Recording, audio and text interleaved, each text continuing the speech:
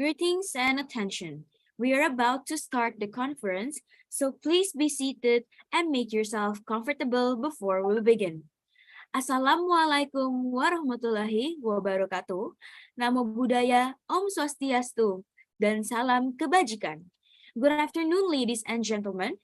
I would like to welcome the Honorable Rector of Bangka Belitung University, Dr. Ibrahim Esfil, MSE, the Dean of Faculty of Social Science and Political Science of Bangka Belitung University, Dr. Amy Sulaiman, MA, the Head of English Literature Department of Faculty of Social Science and Political Science of Bangka Belitung University, Dr. Diana Anggreni, M. Hum, Professor Jane C. Lamers, PhD, as Associate Professor of University of Rochester, New York, Dr. Kamaluddin Yusra, MA, PhD, as the Associate Professor of Applied Linguistics at University of Mataram, Indonesia, Professor Dr. Habil Anakerci, PhD, as the Associate Professor and Head of Literatures and Cultures in the English PhD Program, University of Zagreb, Hungary. And also, I would like to welcome our moderator for today's session, Rizky Arif Afandi, MA. We would also extend our gratitude to Akademisi and Bangka Belitung University to have organized this event, Universitas Muhammadiyah Bangka Belitung, and Institut Agama Islam Negeri Syekh Abdurrahman Siddiq Bangka Belitung as our co-host for today's event. Klinik Jurnal, Generasi Peneliti Indonesia, and Ngelab Kampusas today as today's sponsor. And last but not the least, all participants of today's conference. Ladies and gentlemen, I would like to welcome all of you to the first international online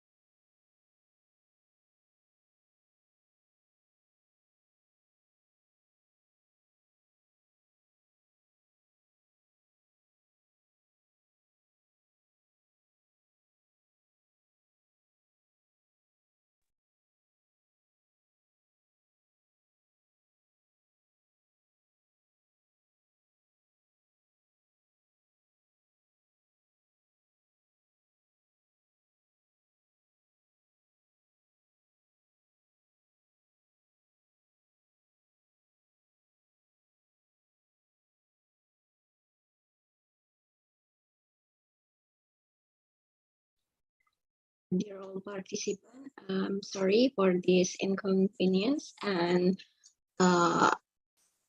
we will wait for the MC. Miss Clarissa.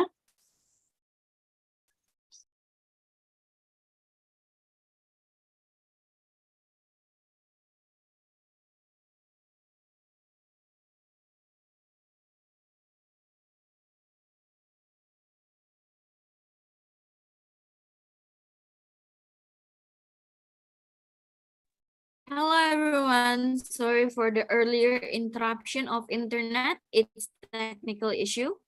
All right, I will proceed. Okay, so the first international on language education, linguistics, and literature 2018 information related to language education, especially in the field of linguistic and literary studies. This will take the theme of innovation and challenges in English language and literature education, teaching and learning strategies in 4.0 Industrial Revolution. In general, ICELL provides a prestigious forum for researchers from the linguistic fields worldwide to discuss, share, and exchange their research results, information, and knowledge to offer solutions to the current teaching and learning challenges. Before we go any further, I would like to serve the national anthem and march of UBB.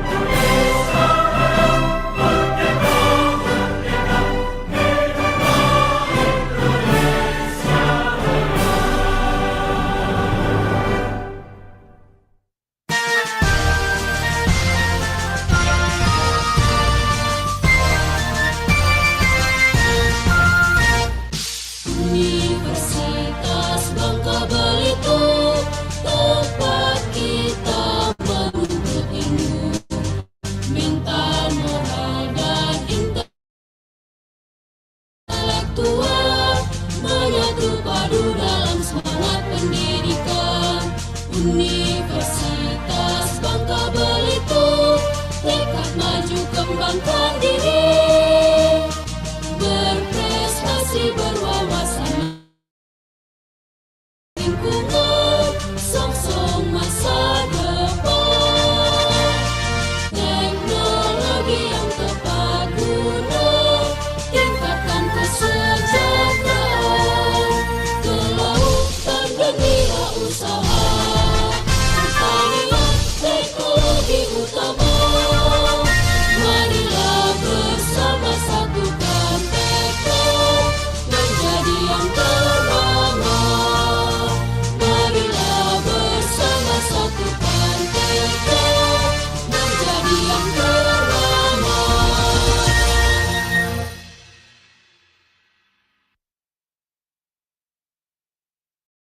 All right, before we go any further, it's my pleasure to invite the head of English Literature Department of Faculty of Social Science and Political Science of Bangka Belitung University, Dr. Diana Anggreni M.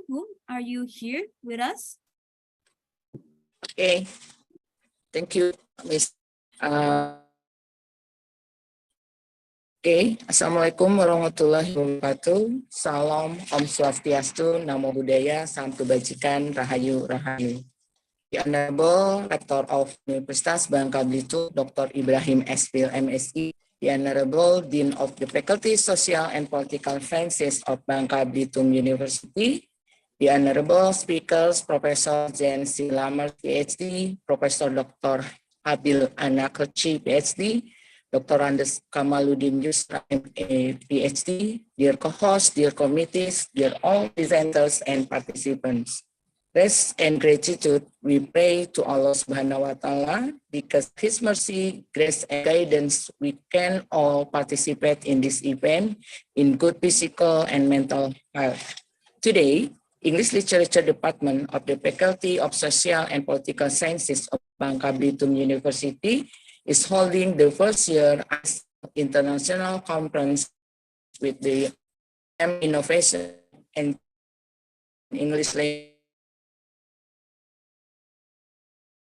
and Learning Strategy for of has impact on not only to the profession or human work, but also to human identity. For example, the language aspect. Ladies and gentlemen, millions of books, international journals, magazines, articles, and so on can be accessed so easily with the presence of today's very sophisticated technology.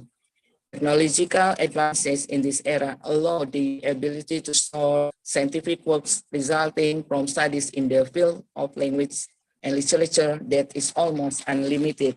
One can very easily get the desired ones to make the field of language and of course related to education.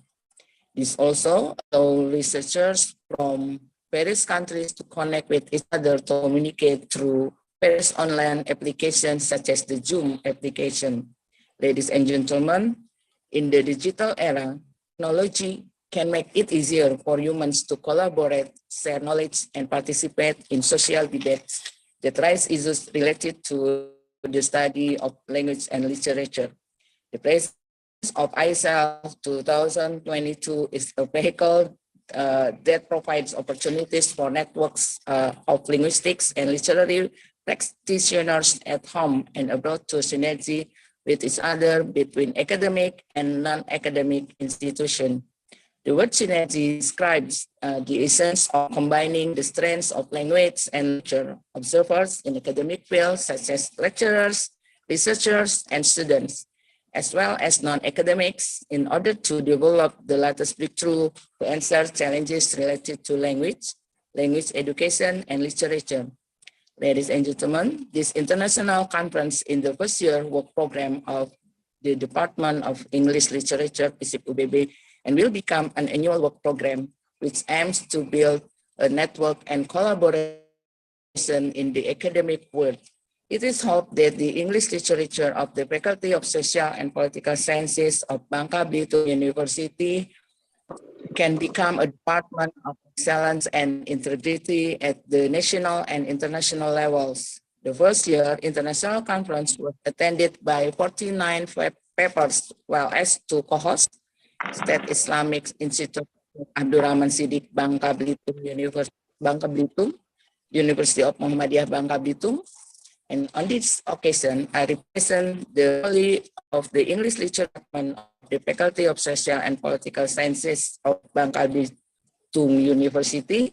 I would like to thank the Honorable Ms. Chancellor and the Dean, faculty, resource person, co-hosts from several universities, faculty leaders within UBB for all the attention, assistance, and advice for the progress of the English Literature Department of the Faculty of Social and Political Sciences. We also thank the committees who have dedicated their thought and hard work to the organization of this event, as well as those who have given attention and assistance in various forms to English Literature Department of the Faculty of Social and Political Sciences of Bangka Belitung University. We hope that in the future, this event can be carried out better. We apologize, there are less pleasing things. Thank you very much. Wassalamualaikum warahmatullahi wabarakatuh. Thank you very much, Dr. Diana, for the wonderful remarks. Next, we're going to invite Dr. Amy Sulaiman as the Dean of Faculty of Social Science and Political Science of Bangka Belitung University to deliver the opening remarks. Dr. Amy, are you here with us? All right, the floor is yours.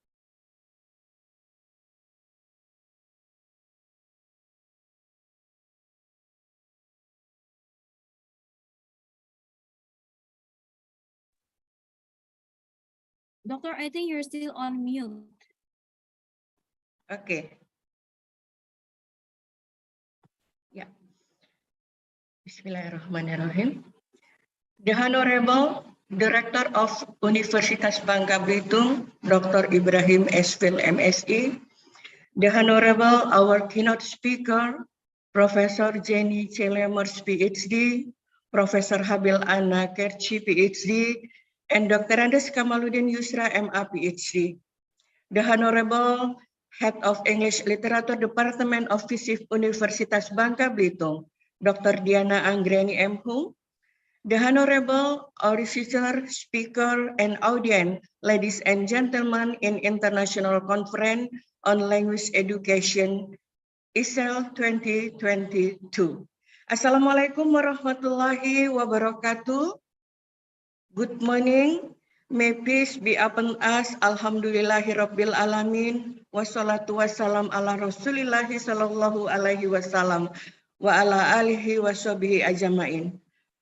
First of all, I would like to thank for attending our International Conference on Language Education, Linguistic and Literature, ICELL 2022, by English Literature Department of FISIP Universitas Bangka Belitung.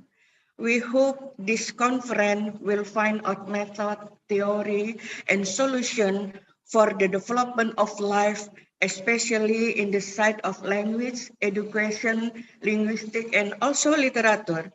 Therefore, to have maximal result, we let you to talk, share, question, even debate in order to achieve fully understanding about the topic we present here. Ladies and gentlemen, Industrial Revolution is still running its improvement every day. The improvement can have a negative impact on the world of education if education does not get its improvement too. Learner will get bored in learning when they find education is not as advanced as industry. On the other hand, the improvement will create positive impact if education strategy is improved too. Strategy is improved too. Therefore, as researchers and teachers have to take action to have innovation and challenge into the education. Finally, we hope this conference will give contribution to the education world by presenting innovation and challenge in education as our theme, innovation and challenge in English language and literature education, teaching and learning strategies in 4.0 industrial revolution for the improvement of education and the welfare of human beings. Thank you very much. Have a nice conference. Assalamualaikum warahmatullahi wabarakatuh. All right, thank you, Dr. Amy, for the wonderful remarks. And next, we're going to invite Dr. Ibrahim ICELL MSI to deliver the opening remarks. He is the rector of the Universitas Bangka Belitung. So please.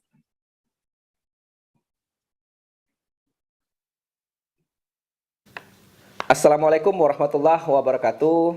I'm Ibrahim as Director of Bangka Belitung University. I'm really happy to welcome you all at this conference. This conference is the first international conference on language education, linguistics, and literature. This conference is the first international conference that organized by English Literature Department, Faculty of Social and Political Sciences, Bangka Belitung University. The committee has chosen an interesting topic, innovation and challenges in English language and literature teaching and learning strategy in 4.0 industrial revolutions. This is interesting topic because we will discuss about how to use the technology in teaching and learning, especially in English. Well, we can understand also this topic from two sides, from lecturer or teacher sides, and also the second one from student perspective. You know that student and lecturer, mostly we are from different generations. Mostly the lecturer, we are from immigrant digital, and you know that the student mostly they are native digital. You know that we have a gap between immigrant and native digital. I think this is interesting because when we want to use the technology, we will have a lack of capacity between lecturer and the student. And also, ladies and gentlemen, one thing also important is how to teach English in challenges way. More interesting, I think, and creative to make the student more enthusiasm to understand the English subject. This is also, I think, the homework for all of us, how to teach English in easy way and enthusiasm way. Well, I think you already prepare your article to be published, to be discussed in our conference today. And I hope that your article will be published at least in the proceeding or maybe in journals that already selected by the committee. Please enjoy the conference, and I want to thanks to the committee for organizing this conference, and also to all the speakers from some institution. There is Prof. Jane C. Lemmer, PhD, and also Professor Dr. Habil Ana Kersi, and Dr. Andes Kamaluddin Yusra, and also Christine Maria Darling as the plenary speaker. Thanks to Bu Diana Anggraini as the head of English Literature Department, and also the Dean and Vice of Dean of Faculty of Social and Political Sciences, Bangka Belitung University, for organizing this conference. This is interesting topic, and I think you can enjoy the conference. That's all my speech. Thank you very much. Assalamualaikum warahmatullahi wabarakatuh. Waalaikumsalam warahmatullahi wabarakatuh. Great. Thank you, Dr. Ibrahim Esvil, MSE, for the wonderful welcoming speech. And now, before we dive in further to the most awaited part of our event, let's take our time to praise the Lord and pray for a minute to ensure the clearance of our event for today. Prayer starts.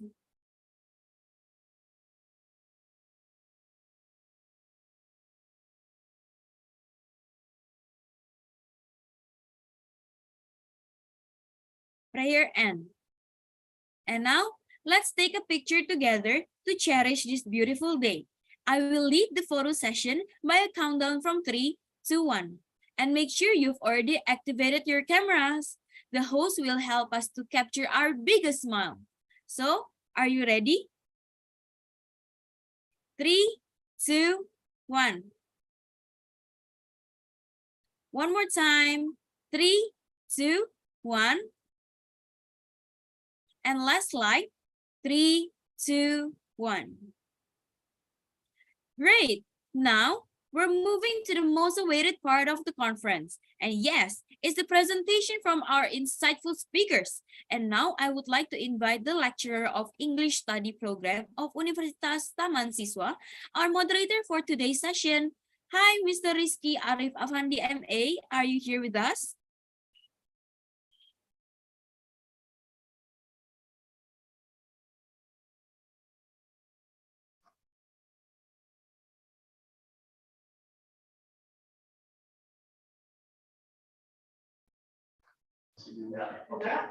Hello.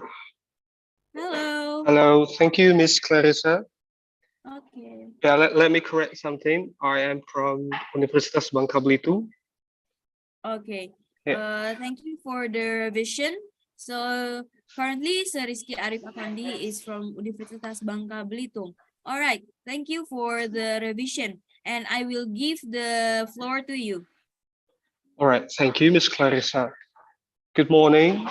My name is Rizky Arif Afandi, and I'm working as a lecturer at English Literature Department, Universitas Bangka Belitung, and I will be moderating this live conference called International Conference on Language Education, Linguistics and Literature 2022. Today, we're also accompanied by the other two universities as co-hosts, Universitas Muhammadiyah Bangka Belitung and EIN Syekh Abdul Rahman Siddiq. And of course, we have three keynote speakers for today's conference. First, Professor Jane C. Lemmers. Second, Dr. Kamaluddin Yusra, MA, PhD. And the last keynote speaker is Professor Dr. Habil Anakachi, PhD. And I will give the information of biography of each speaker before presentations. Before we begin to listen to all three keynote speakers, I have a short poll to check whether you can see and hear me.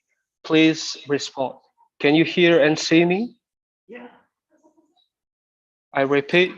It's clear. Can you hear and see me? All right, thanks for the feedback. Okay, and I also have a housekeeping notes related to questions for presenters, technical questions, and also time allocated for each speaker.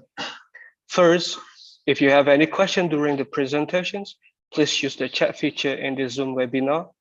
You can also ask directly via Zoom after the presentation has finished. Yet, remember, do not open your microphone while the presenters are in. Second, if you have any technical question related to connectivity and other troubles, please reach me out directly by sending personal chat in the Zoom. Number three, each keynote speaker today will have a total of 30 minutes for the presentations, and for question and answer sessions will begin right after speaker finish presenting the materials. Question and action section is about 10 minutes in total. And then there will be best presenters of each room, so please do your best. All right, now let's please welcome our first presenter, Professor Jane C. Lemmers. Professor Jane C. Lemmers is an associate professor, associate director, Center for Learning in Digital Era, with a field teaching and curriculum. Okay, you can see on the screen the biography of Professor Jane Lemmers here. The recent educations of her is pursuing PhD from Arizona State University with a specific field curriculum and instructions, language and literacy. Unluckily, the presentation will be delivered by video. And please show the video.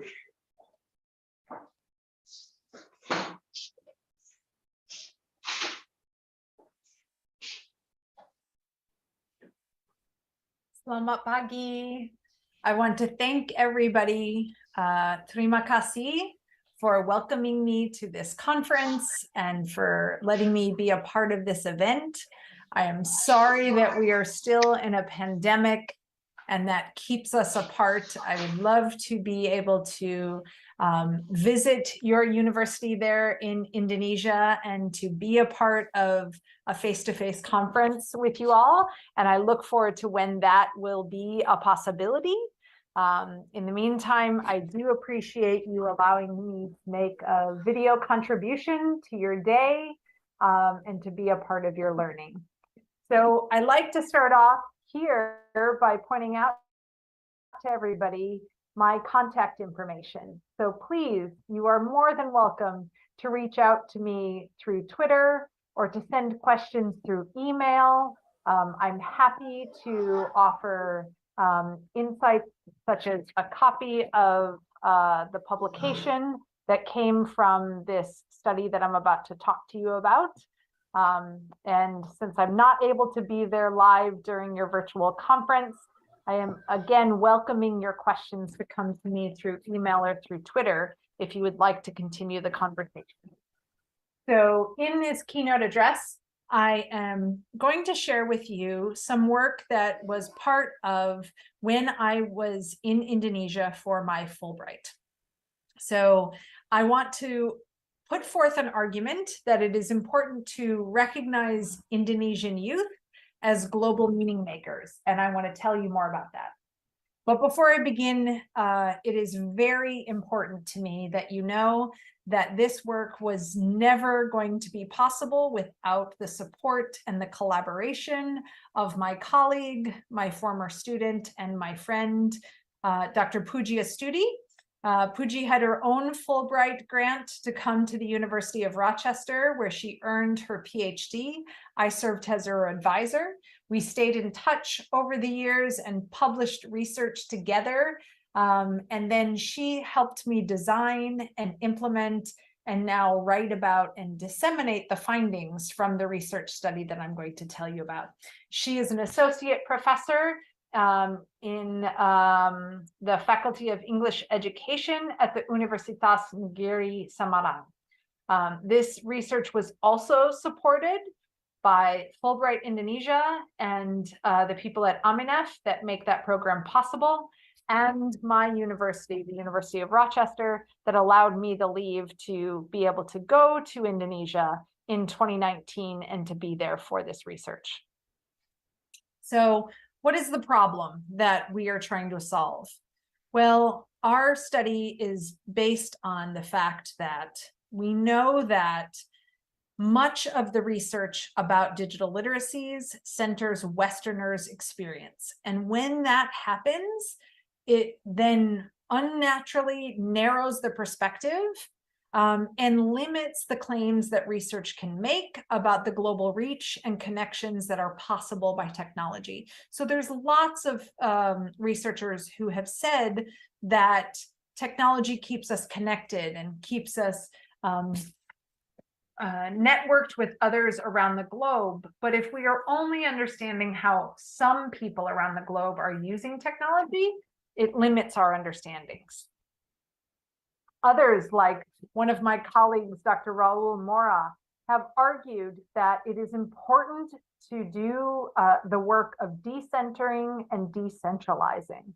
And what he argues is that this will require our field, the field of literacy and English and language and education, to pay close attention to how we have been part of the problem and complicit in marginalizing epistemologies from the global South.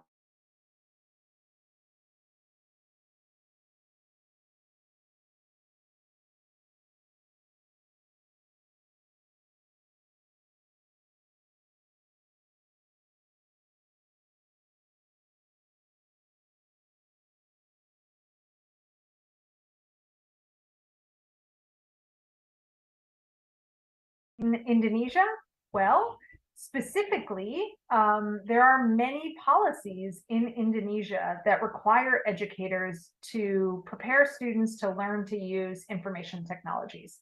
And this is from well before the disruption of the pandemic. There were these requirements in place. But when those requirements were in place and before the disruption in PJJ, there were research that told us that Indonesian educators were very resistant to incorporating ICTs. They were unsure of how best to do that. And then once PJJ, the disruption of COVID-19 happened and all education must be done with technology, we revealed more problems, that there was a pressing need for more training for teachers. But again, we go back to that problem that much of the research to understand what constitutes digital literacy is situated and happening in Western contexts and not in a country like Indonesia. And Indonesia is a very important country to study when it comes to social media and technology. Come on, you all know it is a social media nation. We know the popularity of things like Instagram and TikTok. So of the Indonesian population, 73.7% of them, as of earlier this year, are using the internet regularly. That's more than 200 million Indonesians. Nearly that many are active on social media, and that number keeps increasing every year. So it has gone up more than 12% just since last year. Indonesian internet users between the ages of 16 and 64 use social media and use the internet a lot. They spend an average of 8.5 hours a day online using things like their HP, their handphone, to make connections and engage in apps. And the most popular of those apps, come on, you all know, right? You probably use them yourselves. WhatsApp, Instagram, Facebook, and TikTok. I have a funny story about TikTok. I had never heard about TikTok when I went to Indonesia.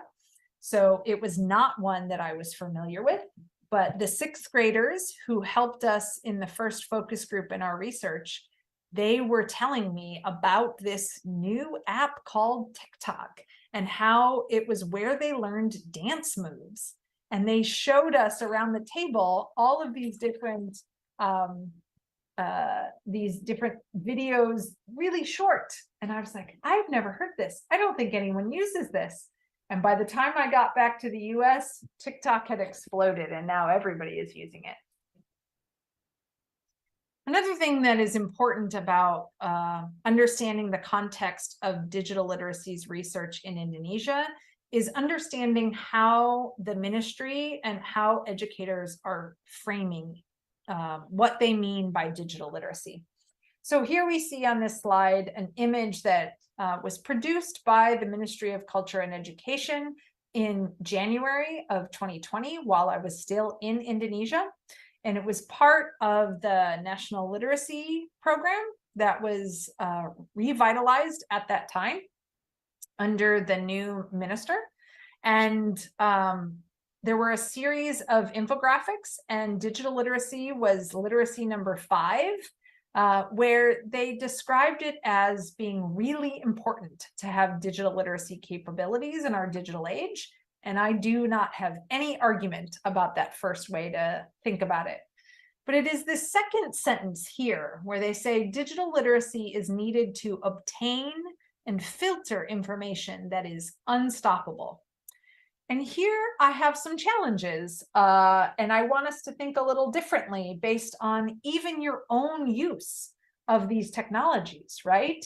So the way this is described is it talks about this information being unstoppable, coming at us. There's nothing we can do, right? And we actually do have a lot of agency, and the young people in Indonesia do use agency, and they make choices about the information that they take in, that it is not unstoppable, but they can navigate where they want to get their information and how it comes to them. The other challenge that I have with this, and that we found in our research, is that digital literacy here is described as something that one is doing kind of passively, that it's about the information that comes into them. It is not acknowledging the production and the creation of media that youth do, and they put knowledge out into the internet. Rather, it's talking about it coming in. So I want us to think about this perception of digital literacies as we talk more about the research that I will tell you about. So a little bit about the theories that inform the work that Bupuji and I did. So we take two theories. One is this notion of new literacies and put it together with this global meaning-making framework. So what do I mean by literacies? The first thing you might notice here is that I use literacies as plural instead of saying digital literacy. And I do so because I align with these new literacies researchers who describe literacies as socially recognized ways that people generate, communicate, and negotiate meanings as members of discourses and through a medium of encoded text. So that's a lot of jargon, and I want to talk a little bit about what this means. So here, when they say that part of the importance is that they are socially recognized, I want you to think about how you use Instagram, for example. So you know that there are certain ways to take photos, position photos, use the backdrops, use hashtags, which a few years ago, none of us even knew what a hashtag was, right? So that these are part of the ways in which people make sense, that how we write our messages, how we compose our media on something like an Instagram is part of that understanding, is that others will have to recognize how we're doing it, right? And we use these technologies to generate, communicate, and negotiate meaning. That it is not just about putting things out there, but it's about meaning, making that understood. We also need to understand how when we do these kinds of production and any kind of literacy that we use, and if you think about your own work, how you act and how you use literacy in class is different than how you use it with your family or your friends or even on social media. And so we want to take into consideration all of that. Literacies are also very didactic, and that's just a fancy way of saying that they rapidly change all the time. So even the TikTok that the young people showed me back in 2019 is different than how TikTok is used now.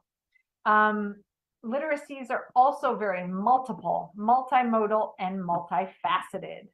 So here, multimodality is this notion that, and a recognition that literacies kind of are constructed with visuals, images, text, movie, all kinds of different modalities. Oh, the second theory that informs our work is this idea of global meaning making. And most importantly, it recognizes that the people who are engaging in meaning making are agentic, that they have the license to make their meaning in ways that is informed by and fused with the meanings of others. So none of the things that any of us produce makes any sense without those others that come into contact with it, right? And we want to replace those passive, receptive, restrictive, and repressive forms of understanding reading and writing and any kind of literacy creation, and instead recognize that global meaning makers are more active. They are collective and critical. They cross borders. They step over lines. They interrogate. And the meaning that they make and the literacies that they use are widely intertextual, and they're very adaptive. So here, even in this image that you have here for you, this is intertextual, blending a culturally appropriate Muslim version of a Rosie the Riveter image, using language adapted from the campaign slogan of one of our earlier presidents, Barack Obama, and acknowledging that, yes, we can, right? And all of that meaning comes together just in this image, pulling from multiple texts. The other thing that's very important about a global meaning-making perspective is that it requires a respect, an ethical respect for the local. And this is something that Dr. Astudi and I really work hard to make a part of our practice and our work together. And it recognizes that it was not ever going to be about a boule like me coming in from the US with my theories from Western cultures and trying to describe what is happening in the Indonesian context. Rather, we had to work together in a way that respected the local and put it in a reciprocal relationship between local and global to develop our theories. So an important part of our research is that we started with students. And why did we focus on students instead of maybe asking teachers, for example, or parents what was happening? Well, that is because the argument has been made by other researchers that when we understand what youth are doing on their own in online spaces, it has great power to inform the learning that can happen inside classrooms. But we need to understand what is it that they already know. So let me tell you now about the study that Puji and I conducted from 2019 to 2020. It was a very broad research question that we had going into this study. What are the digital literacy practices of Indonesian secondary students? So we were intentionally conducting something very exploratory. We weren't sure. There wasn't a lot of research out there already. And we used mixed methods design to build knowledge about how, when, where, and by what means, for what purposes, Indonesian young people engage with various ICTs. So you see here some images from our research as we went to the classrooms and talked to these young people through surveys and conversation about what they did. We had 618 participants take our survey. It was a great study that allowed us into 7 different schools across SMP and SMA. Just to draw your attention here to the distribution between boys and girls, I think this might be one of the flaws in the design of our research and how it was implemented locally. So when we would go out to one of these schools, we got assigned to certain classrooms, and we would always give the students the choice. Did they want to participate in the study or not? We never forced anyone to have to participate in the study. And what I think came to happen is some of the boys, more of the boys than girls, more of the people who opted not to participate in the study were boys. And so they got to leave the classroom and go play instead of doing the survey. So I think that was maybe part of why we didn't have an equal distribution of boys and girls. So once we got our survey results, we realized that there were 600 of the 618 young people had mobile phones of their own. So this was a surprise to Bupuji, who had a 6th grade daughter herself at the time of our study. And she had never allowed her daughter to have a phone of her own. And I think this reveals what can happen to researchers and adults, to educators. We think that everybody is using technology and making the same decisions that we do, which is why it is important to study other people outside of ourselves, because she had assumed that many of the young people would not have phones of their own because her own daughter was not allowed to have a phone of her own, though now she does. And 530 of the participants said that they had access to their phones while they were at school. And that was a bit of a surprise to us, especially for me. At the time, there were many schools here in the US that were controlling the use of phones and requiring students not to bring them to school. When we collected our data, we did so in a variety of ways. First, we had that initial focus group discussion, and that was really important to do because we started with a survey that had been implemented in a past study by other researchers working with young people in a different Asian country. So because technology is so rapidly changing, it's very hard to use an old survey to try to understand current times. So what we did is we brought a version of the survey to a small group of 6th grade students and asked them to give us feedback. And that was the group that told me about TikTok. From their help, we designed and implemented this open and closed item survey. It had 37 items on it, and we then brought it to the 7 schools. And then once we had started collecting that data and started analyzing some of it, we then held a follow-up focus group discussion with a small group of students at each of the 7 schools. And that was our opportunity to go back and ask more questions of the young people about what we were finding in our research. So the particular kind of analysis that we use in our study is called abductive analysis.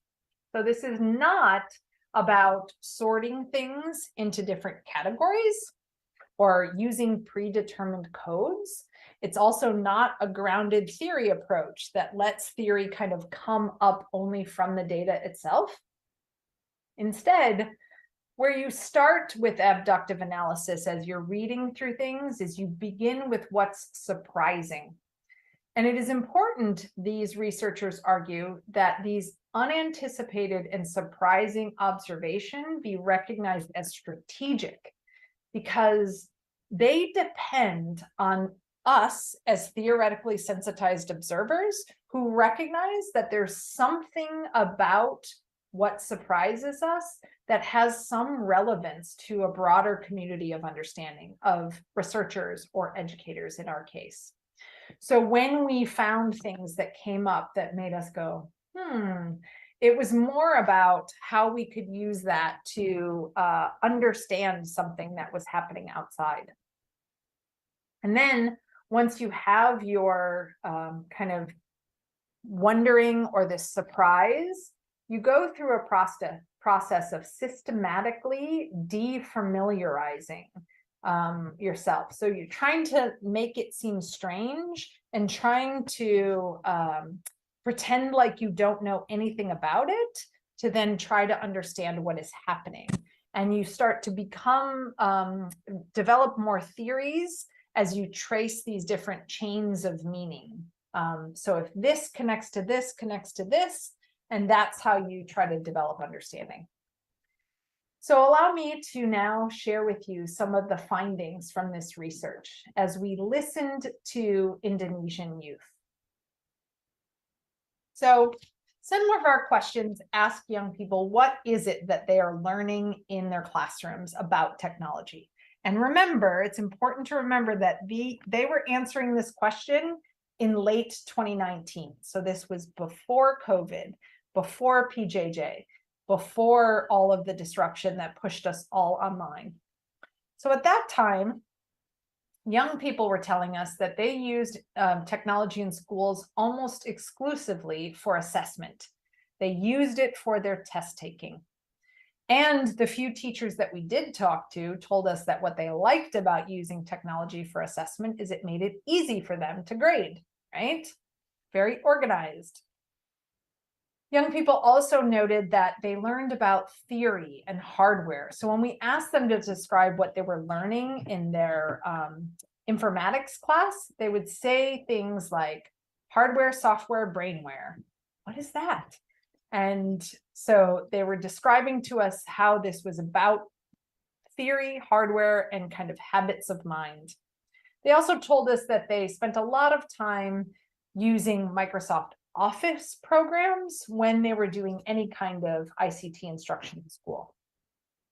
But when we ask them what they want to learn, not what they are learning, but what they want to learn, it is much more productive.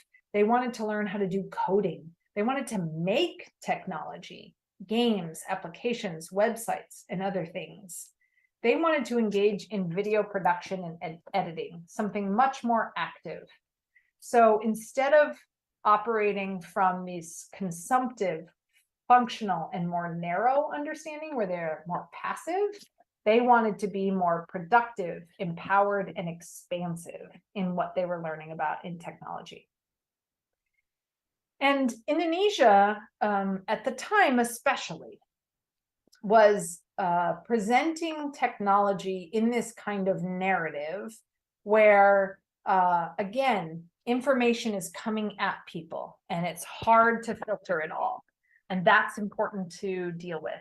There's also lots of fears around hoaxes, especially after some of the political campaigns that use social media hoaxes to disrupt elections, both in your country and my own. There's also a lot of fear around addiction and addictive behaviors and addictive uses of technology. And that's part of how Indonesians were thinking about technology at the time of our research. And students recognize this. We got many answers when we asked young people what they liked least about technology. They would mention to us this idea of hoaxes that get spread, worries about addictions, and losing track of time by spending too much time on technology. And so when our questions in our survey were asking young people what they want to learn in computer class, so when it was tied to class, and tied to school, we could see evidence of this narrative that students had internalized, thinking about their role with technology and what they could do. And so they gave us responses that showed us that they saw school-based technology learning as very limited, narrow, and having technology be more of a functional tool. So students gave us answers like this one. I want to make a project with Microsoft Excel, Word, or PowerPoint. Again, using the programs that were most popular in classrooms. Or I want to do what my teacher ordered. Occasionally we get an answer like how to edit videos. But when we phrased our questions more broadly and asked students what they wish they knew about technology, in this case, not having it assigned or attached to school at all at that point, then we got much more broad, richer, empowered responses. So they want to know how to develop technology to be bigger and find new technologies that can help life in the world, but do not harm humans. And here I see a bit of a Indonesian collectivist perspective. And you can see how it's aligned very well with Indonesian values, this response. Another young person said how technology can be used to improve transportation. And don't we know that in Indonesia, as with many countries, traffic is such a problem. So they're wanting to solve real world problems. Students would also give us answers like this. I want to know how technology can increase someone's talents or abilities. So again, this very empowering way of thinking about technology and what its possibilities were. So as we think about young people engaging in this global meaning making, I want to share with you snapshots of a couple of young people from our study who really were enacting this kind of agentic notion of digital literacy, where they were actively, thoughtfully, and playfully making meaning using technology. The first was Dixie. Dixie was in 11th grade at the time of our study. She had had her own hand phone since she was in 6th grade. She bought it with her own profits, because the thing to know about Dixie is she was a teenage entrepreneur. She had her own business. She was selling skincare and cosmetics using a Swedish multi-level marketing company. And in order to do this and to engage with clients, to take orders, to answer questions, to get to know more about her products, she used WhatsApp, Instagram, YouTube, and the corporate website and blog for the company that she worked with. And she was very successful. She talked about how she had repeat customers and it was important for her to provide good customer service. And she used her technology in order to do that. But she was also very playful with technology. So Dixie, her friends in the focus group called her the Queen of TikTok. And Dixie used TikTok to have lots of different connections with young people all over the world. She had friends in Russia and Spain, and they all used English as the way to communicate across their global differences. She acknowledged that sometimes she used it a bit too much and she might run out of data.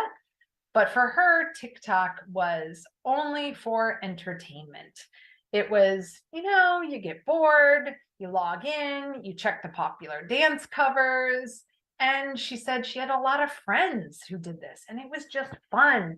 And at this point in our focus group, there was eruption of laughter from all of the young girls who knew that Dixie was this queen of TikTok. Another young woman in our study was Salsa, and she is somebody I would describe as a very intentional connector. So she was in 11th grade. She had had her own hand phone since she was in kindergarten. And the reason she got it so young is she had gone to a family reunion and saw many of her older siblings and cousins using phones, and she got one as a hand-me-down. That first phone was not yet connected to a data plan, but she could use apps on Wi-Fi. And Salsa, you recognize that there were different apps that she would use for different purposes and different ways to find out information for supporting her learning. So she very much liked to cook. And for that particular learning, YouTube was the place she went for tutorials, more how-to, which she found much more helpful than Instagram. But Instagram was a place that she would go for recipes or images of what the food should look like. She also utilized Instagram and YouTube for tutorials to help her seek more information about something she had interested in. She was very interested in handicrafts, for example. And for her, WhatsApp was the one she used to communicate with family and friends and also get homework help because she was connected to students in her class and her teachers using WhatsApp. Salsa's very insightful comments to us included this one. We also need to know how to utilize technology, how we control it, because if we don't know that, it will mislead us. So here again, you hear a little bit of that kind of fear and worry narrative in what Salsa is sharing. Now, Salsa also told us a heartbreaking story of how she had been bullied in elementary school by local friends when she posted videos of her singing online and received very hurtful comments. And she said that this caused her to become not brave. But she continued to stay engaged in online communities and found that she could meet global friends. So she had friends connected to her handicraft work and a little bit of the singing, including one young woman from all the way in Pakistan. And Salsa told us that in her opinion, people from other countries tended to be more respectful as well as give her more open-minded suggestions, willing to tell her whatever her mistake was, but pushing her to do better in a way that is supportive and calming for her. So it no longer felt like bullying, but it felt like she was getting constructive feedback about what she posted online. So let's offer a little bit of discussion for how we hope our research would reshape digital literacies in education in Indonesia and beyond, during the pandemic as it continues, and again in post-pandemic times. So we know that there has been previous research that worries that these Indonesian youth are very susceptible to some of the most negative impacts of digital media, and that there is a digital literacy movement that is part of Indonesian culture, but that in education, but that is more worried about, again, preventing problems, dealing with hoaxes and misinformation, presenting young people as passive and needing to stop unstoppable information. And there have definitely been calls for digital literacy education that includes work on helping train young people better on how to anticipate fake news or hoaxes. But our aim is we really wish we could help rewrite this narrative, rewrite the story and the definition of digital literacy in Indonesia. Instead of it being more passive and about young people consuming, that we then acknowledge that there is some digital literacy expertise that they have and want to develop that is more about producing and sharing knowledge out into the world, into a globally connected community. And Dr. Astudi and I hope that you all will be interested in joining us and empowering more global meaning making that will contribute to the change that we seek to have in our post-pandemic era here in Indonesia and beyond, and that you can work with us to create a significant shift, what we call a global turn in digital literacies research, as educators, researchers, and students from the North, South, East, and West all learn in dialogue with one another to deepen our global connectedness. Terima kasih for your time and attention. Thank you very much for the invitation and the opportunity to share this research with you. I have shared my slides and a copy of the paper, the article that Bupuji and I wrote with the organizers of this conference in hope that they will share it out broadly with you all in the chat. I hope that they share these materials with you. And I'm sorry that I am not there to answer questions live at this point, but I do invite you all to please reach out to me through Twitter or through email if you have questions about this work. Again, terima kasih. Thank you for your time and attention. Thank you for the opportunity to speak with you, and I wish you all well in the rest of your conference. All right. Thank you for the excellent presentation by Professor Lemmers. Now it's time for the discussions. If you have any questions related to the first presenter, please, you may raise your hand or you may unmute your microphone. Anyone, please? Our questions will be delivered to Professor Lemmers by email. But first, I will write down your questions. Anyone?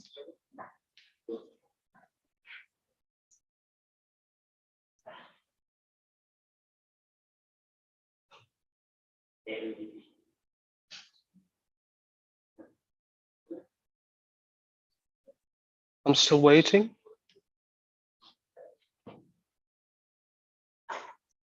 The question and answer sections will be open around 10 minutes from now, so we still have time.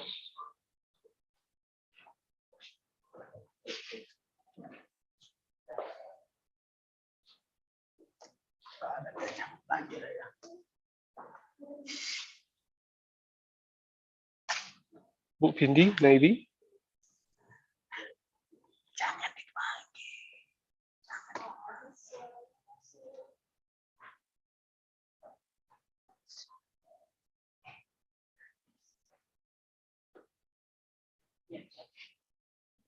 All right. So if there is still questions, you may chat in this Zoom forum. We are going to proceed. The second speaker, Dr. Randes Kamaluddin Yusra, MA, PhD. Are you with us, Mr. Kamaluddin?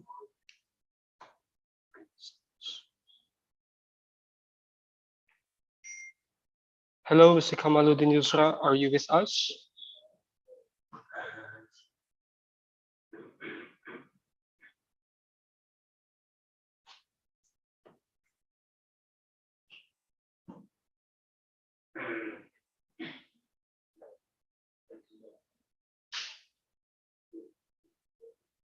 Mr. Yusra, are you with us?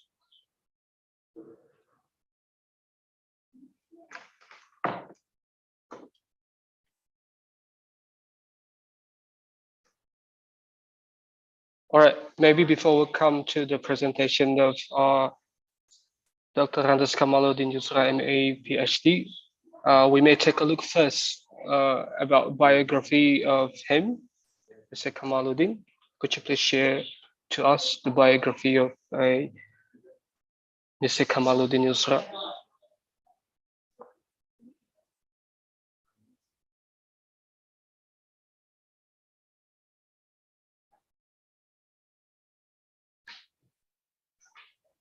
Okay. So this is our second keynote speakers for today, Mr. Kamaluddin, MA, PhD. He is now an associate doctor of philosophy at University of Mataram, Indonesia. The topic will be delivered by him is COVID-19 pandemic, online English learning, and professor-student interactions, an urgent call for new pedagogic competencies. Okay. And his last educations, he pursued the master degree from Macquarie University in Australia in 1998 with applied linguistics as a specific field. And he then continued to the doctoral degree in Sydney University, Australia in 2004 with sociolinguistics, language and identity as the field. And now he focused on sociolinguistics. And his last scientific research in 2022 related to prospect of exercising teachers' agency in facing students' learning difficulties, and also the work experiences. Now he is a chief editor Journal Linguistics, Sastra and Budaya at Universitas Mataram, and also he is a chief editor Jurnal Kependidikan at the same university, Universitas Mataram. All right, Mr. Kamaluddin Yusra, are you with us now?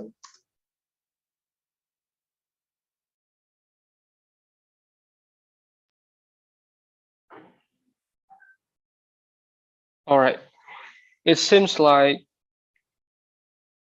Mr. Yusra is facing a trouble in connectivity. So should we go to the third speaker? All right, we are still waiting for the second speaker, Mr. Kamaluddin Yusra. We still have time, but let's go back to the first materials by Professor Lemus. If you still have any questions related to the first presenter, you may ask now. You can raise your hand or you can unmute your microphone to say something. Yes, please, if you have questions related to the first topic, recognizing Indonesian youth as global meaning makers.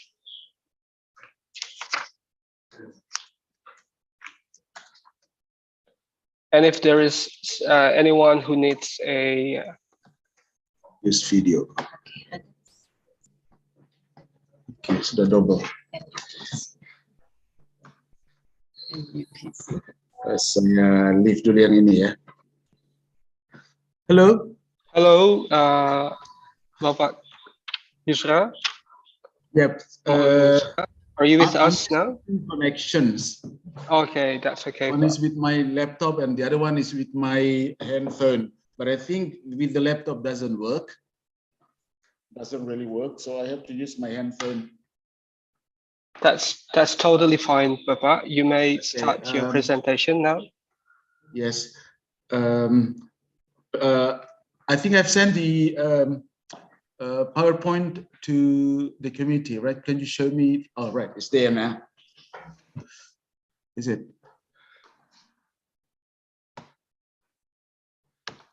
Okay, can I start now? Yes, Pak, please. The floor is yours. Sorry for the technical problem. I would like to thank you, thanks the committee for inviting me for this wonderful occasion. And I'm going to share with you some of the ideas that I recently gathered from my analysis of teacher practices during the COVID-19 English lessons. That's the focus of my presentation. And the title will be COVID-19 Pandemic, Online English Learning and Teacher-Student Interactions. And I surveyed a number of studies in order to, oh, it's there. Okay, it's there now. Okay, it's a bit confusing.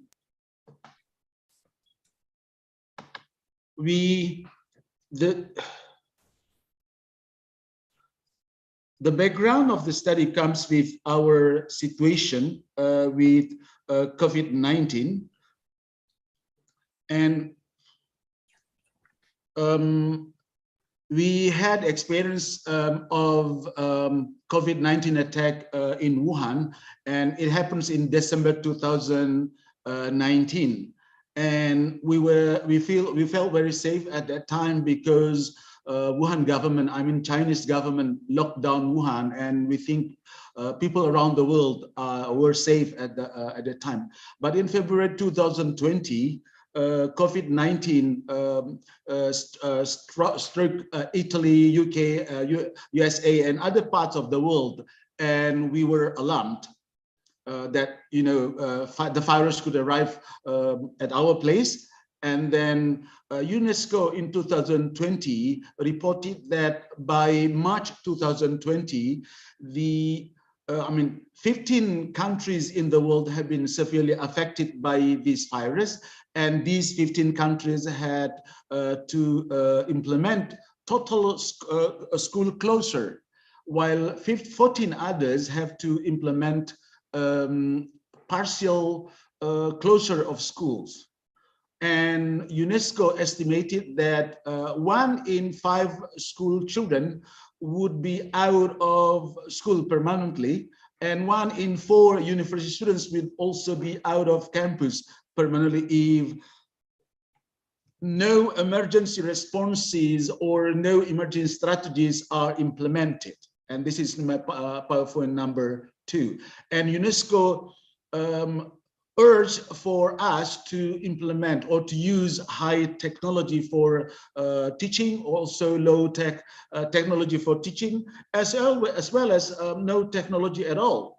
And this is necessary in order to maintain that education would go on amidst the pandemic situation. And in my slide number 3, can you please go on to slide number 3? Right. I really want to see how English teachers around the world have responded to the call for online education. And I look at these questions in mind when I surveyed those articles. How have English teachers in the affected countries pedagogically responded to the crisis? In facing the COVID-19 pandemic crisis? Which digital pedagogical competencies have been successfully enacted by the English teachers? And which digital pedagogic competencies have been unsuccessfully enacted by the English teachers? And what agency strategies have English teachers taken to fill those gaps in the competencies? And most importantly, I want to see what actions should we take, or what actions should be recommended in order to maintain that future education become better. Mind you, we were not ready when the virus attacked, and no English teachers would be ready with these digital pedagogic competencies, and they had to be online out of their unreadiness. Okay, luckily, Christian Redeker in 2020 have developed a European framework of digital competence for educators. And we can use this framework in order to evaluate what we did in the past during the COVID pandemic, and what we might do in the future in order to prepare better education, offline education as well as online education at the same time.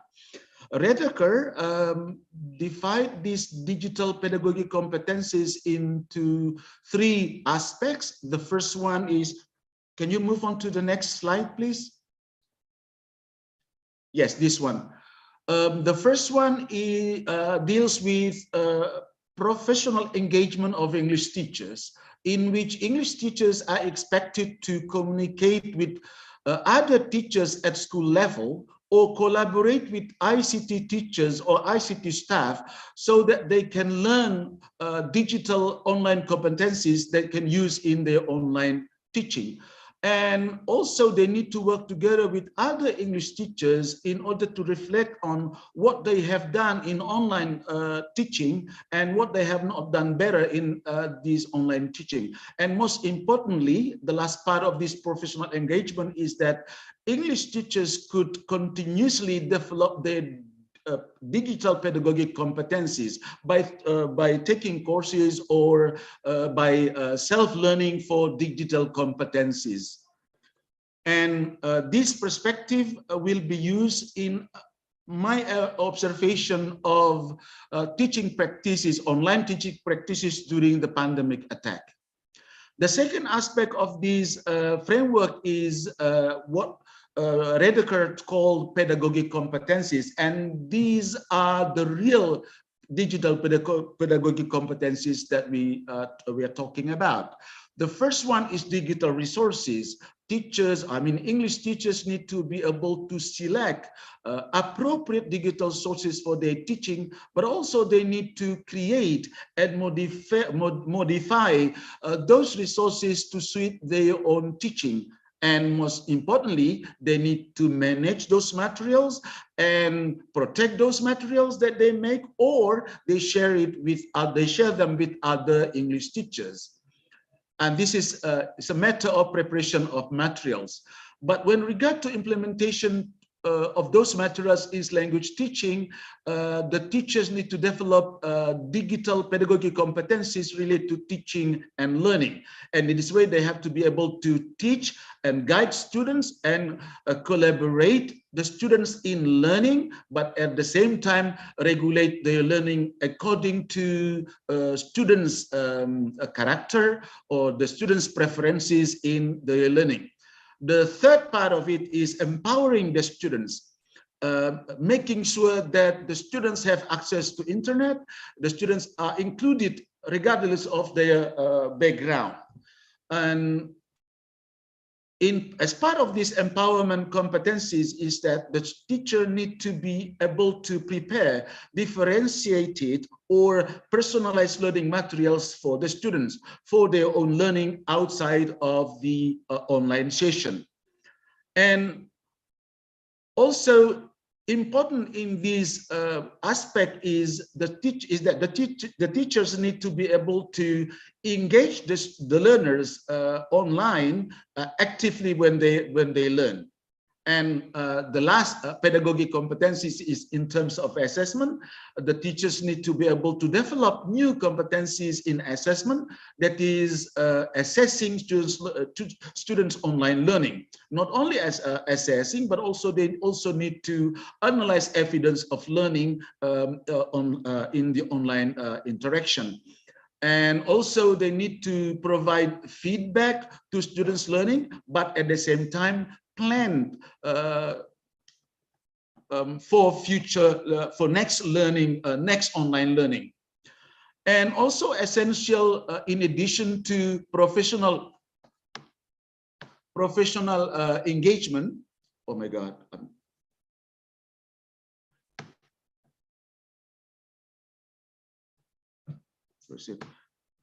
Also essential to the professional engagement is training the learners or providing the learners with competencies in using the internet. And in this aspect, Christian Redeker defined a number of sub-competencies. For example, training the students with internet literacy skill in order to find information and the relevant media, and training the students to communicate using the communication devices, and training the students to create content as product of their learning, and training the student or facilitating the students to use internet responsibly, or facilitating the learners in solving problems when they have problems with online learning. And I have try to develop statements of digital pedagogic competencies out of these ideas. Can you move on to the next slide, please? Hello? Okay, these are the statements that I think relevant, and I use these strategies based on Christian Redeker's ideas, and develop these statements and use this statement as a guide for me to work on the study that I'm sharing with you at the moment. Okay, then these are the strategies I've been talking about so far: professional engagement, and there are 4 sub-competencies; digital resources, and there are 3 sub-competencies; and competencies in teaching and learning, and there are 4 sub-competencies; empowering the learners, there are 3 competencies; and in terms of assessment, the next slide, there are 3 sub-competencies, and competency number 6, there are 5 competencies. And I'm going to use these statements of competencies in order to assess how well or how poor English teachers around the world have implemented their online teaching. Okay, I'm going to go on to the next slide. Can you move on to the next slide, please? Hello, operator. Okay, this slide. The population of the study. In the beginning, I wanted to include all online pedagogic practices by all English teachers around the world, and that's not really fruitful. So I just limit the scopus into just pedagogic practices, online pedagogic practices reported in internationally accredited journals. And I couldn't do that. It's a bit too much. Then I just limit the scope of the study into different regions of the countries of the world. I use East Asia. Then I took China case, Japan and Korea. And from East Europe, I took cases of Ukraine, and Kazakhstan and Tajikistan. And for South Europe, I call it South Europe, and I use case studies of Italy, Spain, and Portugal. And from North America, Canada, USA, and Mexico. South America, Argentina, Brazil, and Peru. And Southeast Asia, I chose Indonesia, Malaysia, and Thailand. For data collection, I use Google Scholar as database, and I search articles in Google Scholar by using keywords like English classes and COVID-19 pandemic and online learning and platforms. Or if it doesn't, I mean, not many articles found, then I use, I change online learning into virtual learning or other relevant key terms. Then, of course, a number of studies appeared, but I choose only 1 to 3 most relevant country case studies, selecting them, and then I downloaded them. And I collected 189 articles, and I observed those articles word by word, actually. And I use Hornberger and Johnson's ethnography of documents as a way of analyzing the data. Actually, just basically noting down keywords there with relevant information with respect to digital pedagogic competencies that I have mentioned before. These are the results. Can you move on to the next slide, please? Finding number 1, responses. How did the teacher or English teacher respond to the need for online learning? What digital tools did they use? And by looking at this data, you can see that the majority of the English teachers use Google Classroom, Edmodo, Moodle, Zoom, EC Class, then Google Meet, etc. It seems that they mostly use a video conferencing tool. This is a bit worrying to me, because in that case, the teachers only interact with the students. It's like giving lectures or like teaching. There is no room for students to interact to other students. There is no room for student-student interactions. Then I look at how they did that, and is very limited. So the greatest number of cases, the greatest number of practices involve the use of video conferencing tools or the use of digital resources. That's it. It's rather one way of using those resources. While the use of Kahoot, for example, the use of interactive games, the use of interactive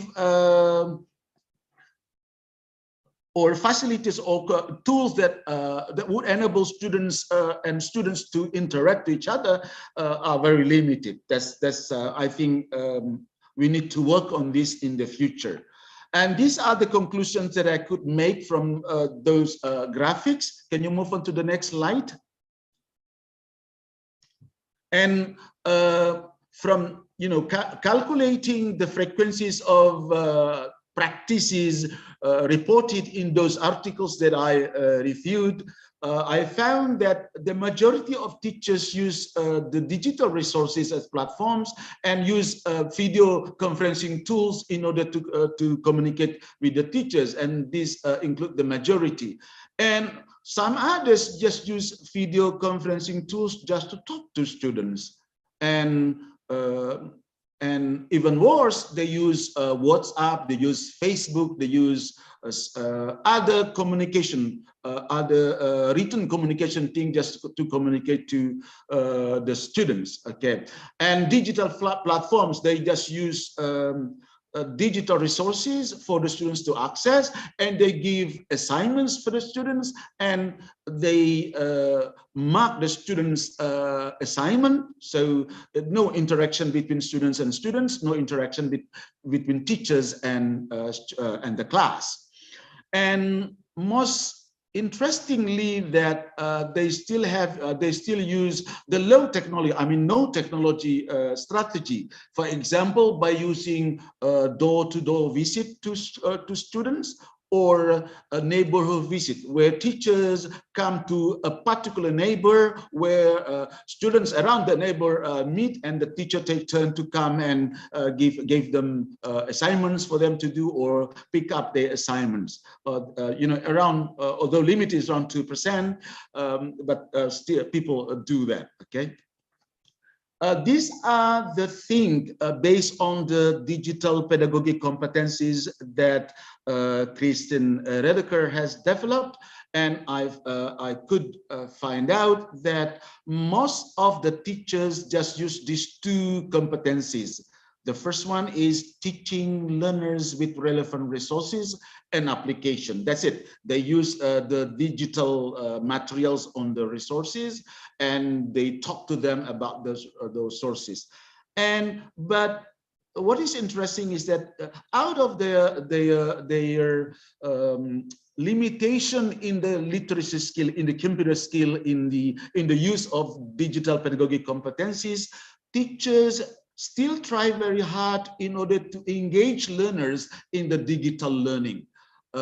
Some teachers have, especially in the cases of China, Taiwan, and Hong Kong, they are very well advanced in the teachers' digital pedagogic competencies, that they could integrate video conferencing tools with applications that enable students to talk to other students, while other students also at the same time talk to other students without interference from the noises from other students. They could do something like that, and I think it would be amazing if English teachers around the world are equipped with this kind of competencies. And the same thing were found in the studies of Canada, USA, and Mexico. While in other countries, the skill, the competencies are a bit very traditional. Okay, some other competencies are performed here, while others, like with respect to professional engagement, working with other with other teachers, working at the school level, these competencies were not reported at all. At the same time, encouraging students to learn outside of digital learning were also not reported. I'm sure that English teachers around the world would have worked with IT teachers or other English teachers, but simply they were not reported in the study. Okay, these are the skill that I have shown in the figure. So this is a copy of the figure above in the data. So if you're interested in this, you can see that Actively engaging learners in digital learning is the highest percentage of competencies that the teachers have enacted. Teaching learners with relevant resources and application is also the second one. Ascertaining learners equal access and inclusion to digital resources and learning is the third one. So, but there are some skills that or some competencies that have not been enacted by English teachers, and these include developing personal digital competencies, learning how to be more effective in arranging or in using video conferencing mode, integrating them with student interaction application, something like games or Kahoot or something. So we need to work, English teachers still need to learn how to do that. Facilitating learners to develop literacy in accessing information in the media, facilitating learners to maintain communication in and out of digital learning context, maintaining communication with colleagues at school level, collaborating with ICT teachers and staff, reflecting on self and others online teaching, regulating learning difficulty, learning digitally differentiated and personalized learning is not yet done, encouraging learners to create contents for digital learning, not yet done, facilitating learners for responsible use of digital resources, and facilitating learners to solve problems in digital learning. I think the root of this problem is that the teachers themselves still have problems in using the tools, and that they were not ready to help the students with their problems. Okay, can you move on to the next finding number 3, please? Next one. Okay, next one. Yes. We also look at ways of solving this problem. The problem that the competencies that English teachers have failed to enact. And the first one, maintaining communication with colleagues, and Moorhouse et al. 2021 have suggested for more school coordination at school level, especially in the training of teachers with digital pedagogic competencies. Collaborating with ICT teachers and staff, and also Lee 2021 have recommended the use of collaborative teaching involving English teachers and English teachers, but also English teachers plus IT teachers, also English teachers plus ICT staff. Reflecting on self and others online teaching, and Colpit et al. Recommended the use of collaborative teaching between English teachers. So one English teacher observe others and give and suggestions to improve the quality of teaching, online teaching, Regulating learning difficulty, digitally differentiated and personalized learning. And Bullens et al. Provide suggestions to teachers to provide varied, differentiated online materials for individual students. Then encouraging learners to create contents for digital learning. This requires teachers' ability to upload materials on digital platforms, and RD 2017 recommended for more learner autonomy in the use of digital learning applications.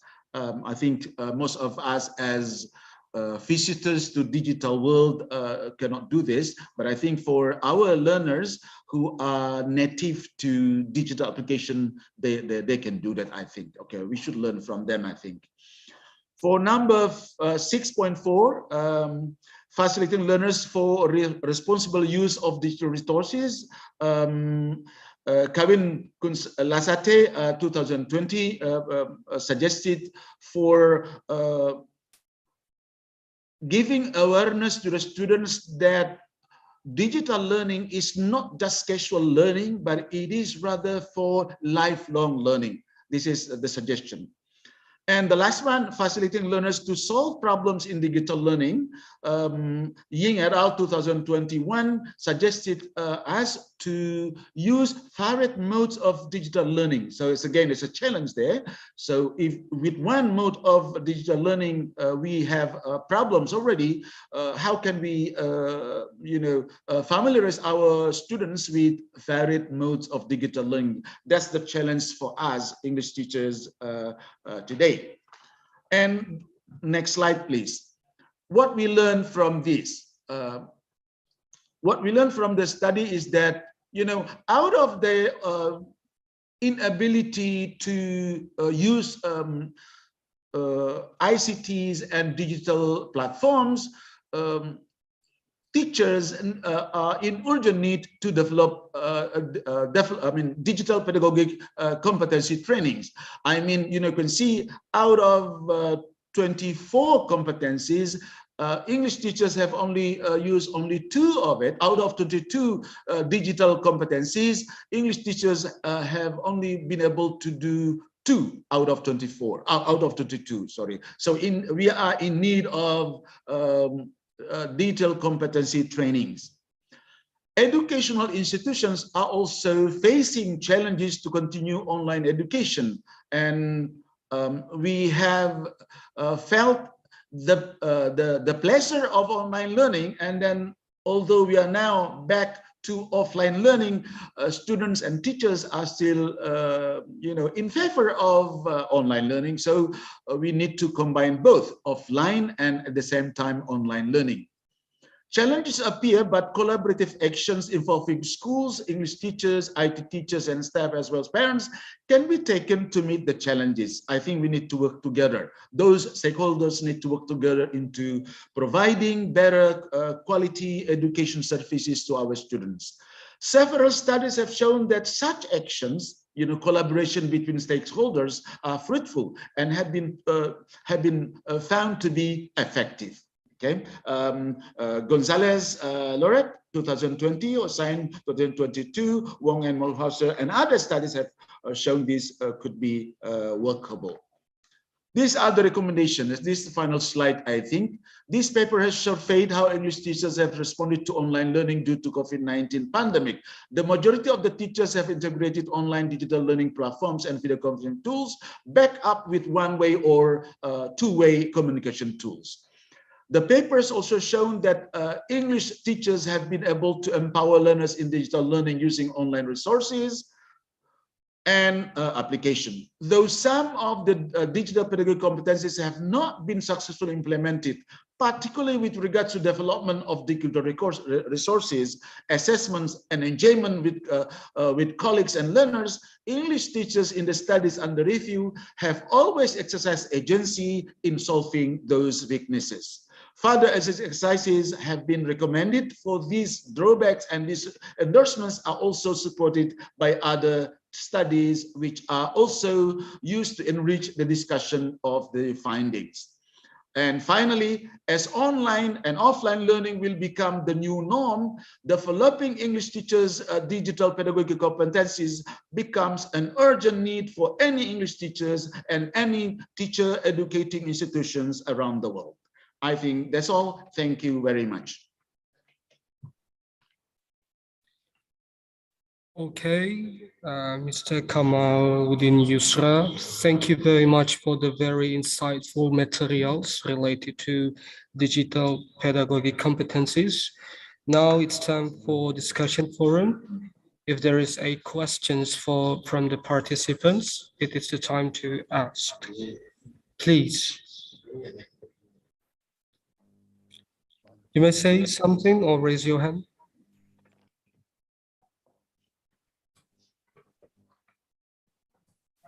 Ahmad Ridwan Firdaus.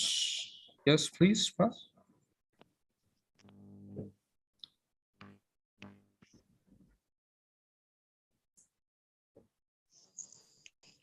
Okay, can I?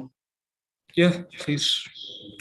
Okay, thank you so much to the MC. I'm so happy for that. I will say Assalamualaikum warahmatullahi wabarakatuh. Waalaikumsalam. Okay, allows me to introduce myself. My name is Firdaus from INC Abdul Manap Siddiq, Bangka Belitung. I'm so interesting to follow this international conference. There are so many knowledge that I can got from there. Um, I think when you're talking about COVID-19, I think it's maybe by now it's not like a couple of years ago. I mean, we're going to back to normal. But then there's one thing that I have to concern is about, you know what, the students by now is they are lack of motivation studying especially. So because they to be used to in the, I mean, the recent time based on the COVID-19. So I just want to know about the tips to make them or to build the motivation as a teacher, of course, in order that they can learn English based on the track, and then we can arrange them focus on the learning of English. Because why when we use when we wearing what is it? It's kind of media like a TikTok or Instagram. I think that that platform is only help them, especially in learning. It's only 10%.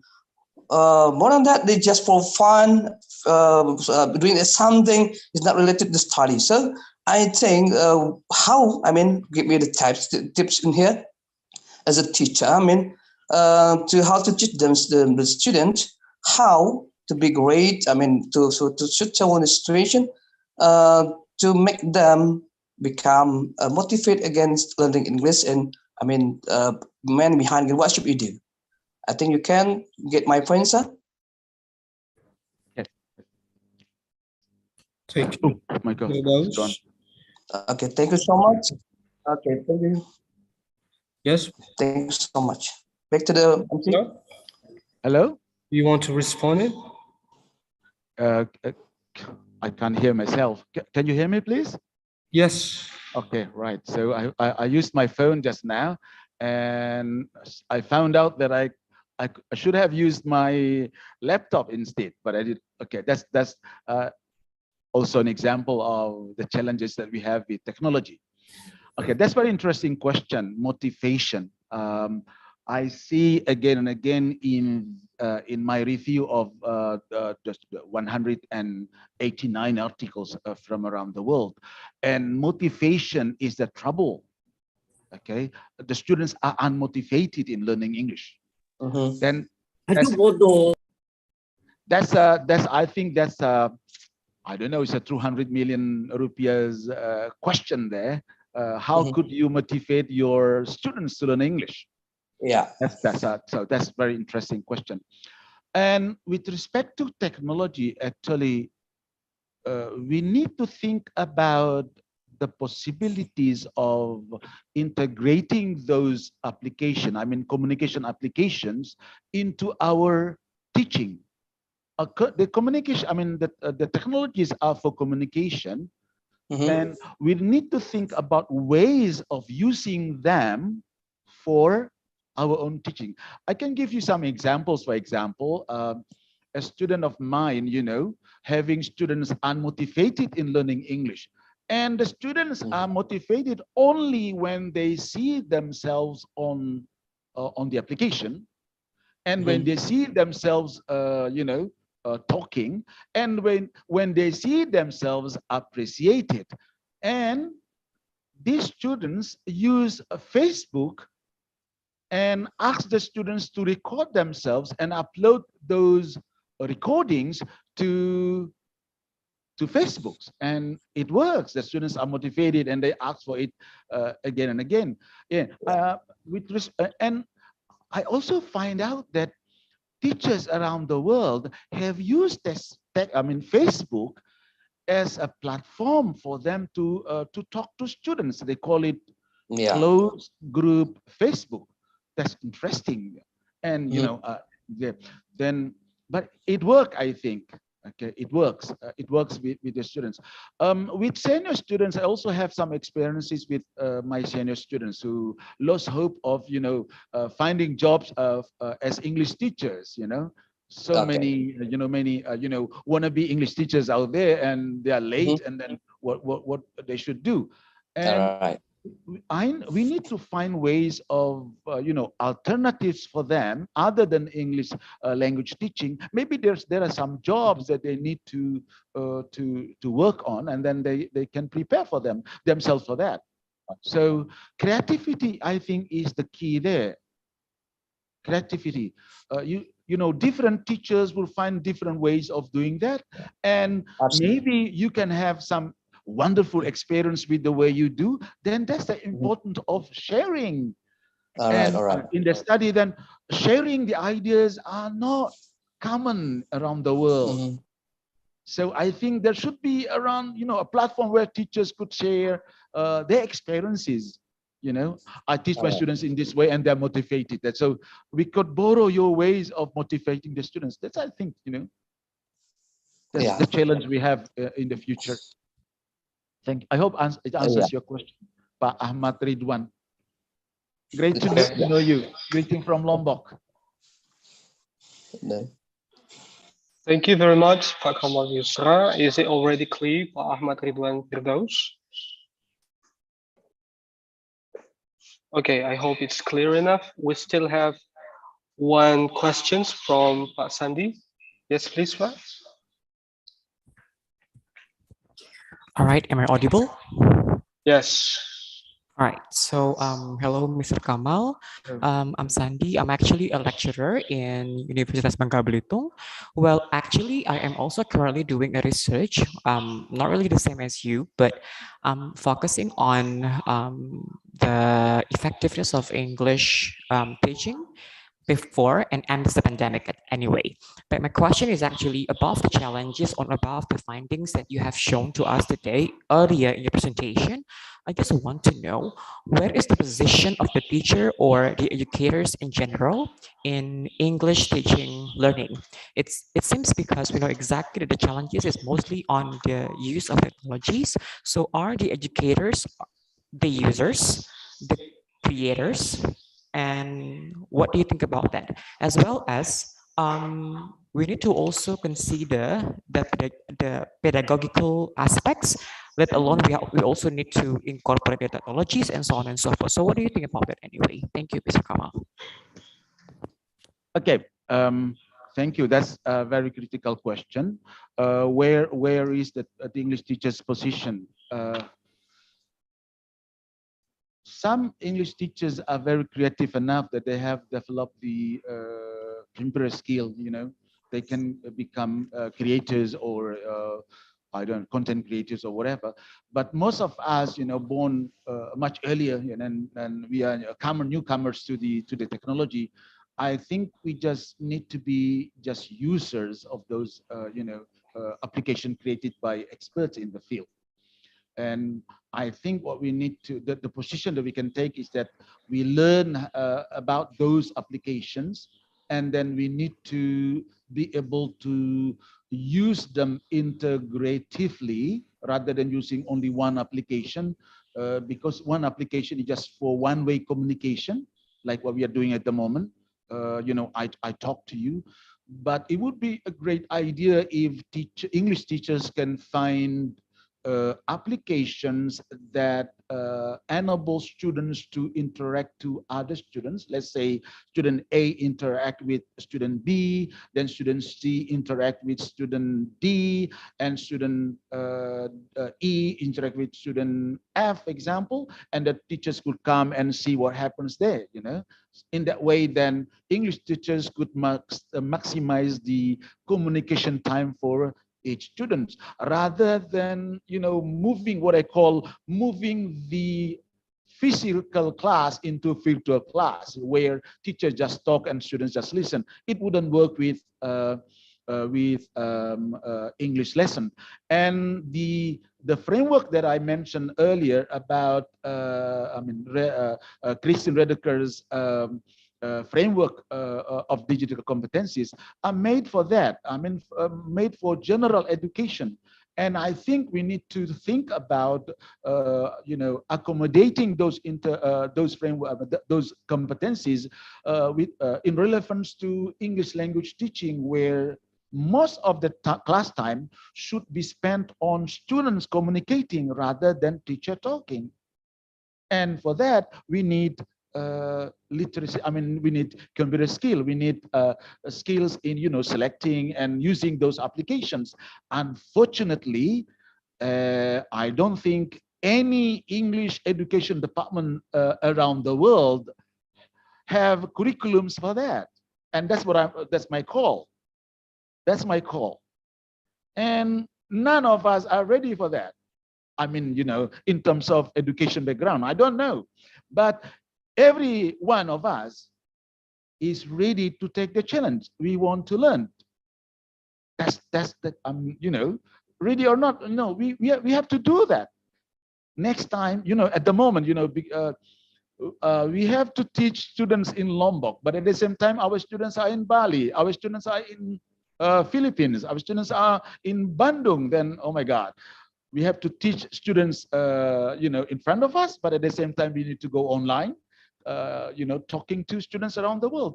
I think online and offline learning will be the norm, and English teachers or those who want to be English teachers need to equip themselves with not only physical pedagogical skill, but also virtual pedagogical skill. I don't know what I'm talking about because I don't know about these virtual pedagogical skill. I'm going to go ahead after this and learn more because I want to change the traditional teaching media courses that we have in English department into a more modern one. Okay.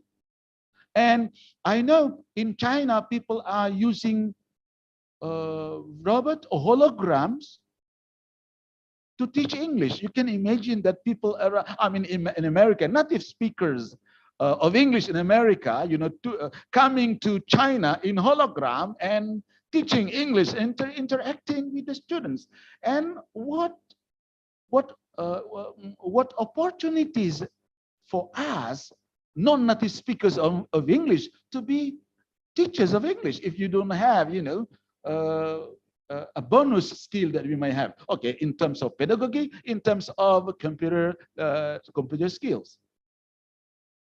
Okay, that's I think. Okay, thanks for sharing your interest in research. I think we can work together on that. Sure, Pak. Okay. All right.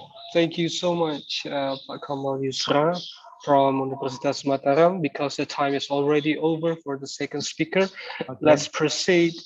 The third speaker, Professor Dr. Habil Anakachi, and the topic of his presentation is Children's Literature in the Era of the Four Industrial Revolutions and the Sixth Extinction, Post-Humanism Meets Eco-Criticism.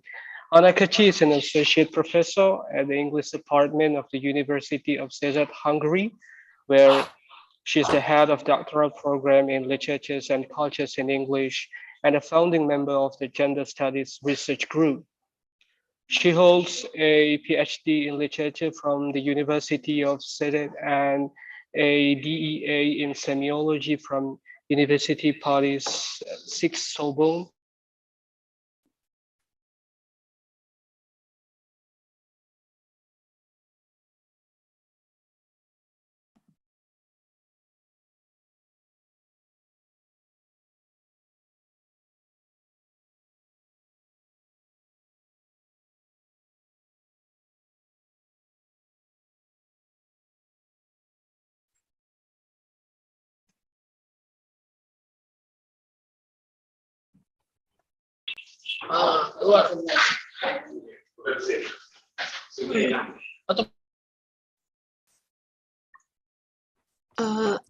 I think Mr.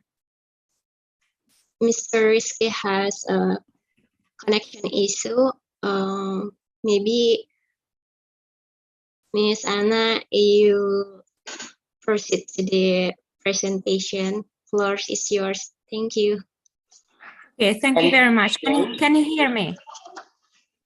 Yes, very clear. You can hear me all right. Okay, wonderful. I will try to share my screen because I'm not sure if my internet connection is stable enough, but hopefully. So can you see what I'm projecting to you? Yes, clear. We can see it. Okay. Thank you. Okay, excellent. Okay. I wonder if the Is the slide share working? Okay, so just let me know if it isn't working. It's supposed to be a slideshow. Okay, so it's my pleasure to be here with you today and to talk about a very important topic, a very cutting edge, very relevant and timely topic in children's literary studies, that is post-humanism and eco-criticism. And the title of my paper is quite ominous: Children's Literature in the Era of the Fourth Industrial Revolution and the Sixth Extinction. And I think these are real challenges for teachers, how we can teach English or any other literary, cultural, linguistic disciplines in these specific times that we are living, which are quite turbulent and uncertain times. I would like to start out with a very, very simple definition of nature. So nature, according to its dictionary definition, is the physical world and every phenomenon within it collectively, including plants, animals, minerals, the landscape. Sorry, Anna, for interrupting, but Yes? the PPT not in slideshow, so it's not moved to the next slide. You Do cannot need see the our- next slide. Yeah. Do you need our help to sharing PPT? Okay, thank you. So I will unshare and then you can share the one that I sent you. Okay. Can we Please do that? wait a moment.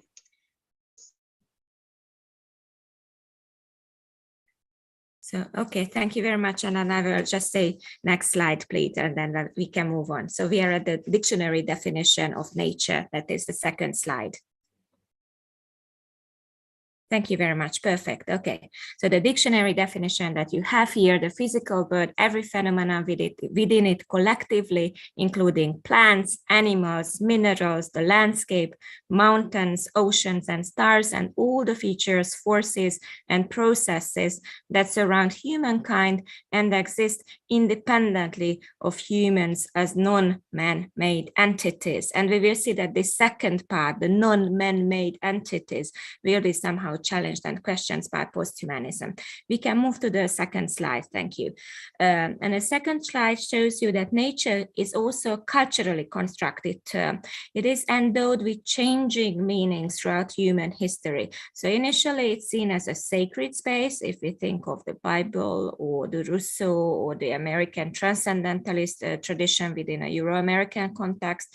But then later, with the 19th century and the advent of the Darwinian evolutionary theory, for example, a more biological framework, it's regularly seen as a disenchanted space. And if we think of our contemporary times, then nature is clearly conceived and associated with an endangered territory that is eventually, as I mentioned, not inseparable from the harmful human activities, pollution, overpopulation, deforestation, as recent eco-critical theories and readings highlight. Let's move to the next slide, please. The relation of nature and children is particularly interesting, especially when we examine it through a historical perspective. Nature is traditionally conceived to be a safe haven, a hiding place that is related to fantasies of escape from corrupted civilization. If we think of the romantic poetic tradition in English, for example, Wordsworth's poetry or Blake's lyricism, we have the little shepherd girl as a kind of a role model for the creative artist, who is a role model because she's pure, because she has this spontaneous proximity with nature that offers an ultimate source of inspiration for the cultivated adult. So nature is idealized in this late 18th century as a gentle, modern nature, as a kind of a cradle of childish joy, of sublime beauty, a place of self-knowledge where you can escape away from the harmful consequences of civilization, a place of uncontaminated wisdom. Next slide, please. With as I mentioned, with the advent of the Victorian era and Darwinism too, Tennyson has this very interesting reaction to evolutionary theory where he says nature is red in tooth and claw. There you can see that you have a picture, an image of a much more dangerous nature. that is wild. You have the image of the enchanted woods, which are fascinating, but also frightening. So in aesthetics, you have the notion of the sublime, which is a kind of a combination of the terrifying and the fascinating. You can get lost, you can get hurt, you can get devoured.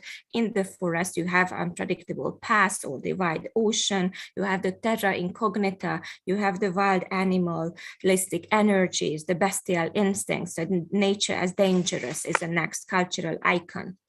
Please move to the next slide, where we see nature as ambiguous. So this kind of an ambiguity is something that also characterizes nature. It's a place of solitude where you can go to be alone, but it's also a site of encounters with the life world, of a fantasy of freedom prevailed during the time of the lockdown, during COVID times, when people who had to stay in their homes took photos of birds, of the clouds, of the grass, of bits of the landscape that they could capture, that they could have access to. Okay, so nature can be a place of isolation and a place of socialization, to a place of comfort, but also a place of full of dangers. I would like to highlight that this is not so much chronological, so move from modern nature to an idea of dangerous nature, but they somehow coexist today. We have an ambivalent, ambiguous picture of nature. And this is interesting because this multiple view of nature coincides with an ambiguous view of the child and childishness that obviously again differs from one historical cultural period to another, but the child is considered to be different from the adult human, but is also a token of the well-being of the future of humanity. Can we move to the next slide, please? You have this double view of the child that prevails throughout cultural history, that the child is both naughty and innocent. You have the image of the uncivilized little brute who is instinctive and more prone to be tempted and to be feared to, as a potential source of turmoil, of chaos, of disorder. But the child is, of course, also innocent and angelic and pure and should be protected by adults. So you see this comparison that I put there for you in this very small chart, the naughty child and the wild nature, the innocent child and the Edenic vision of nature as a site of purification.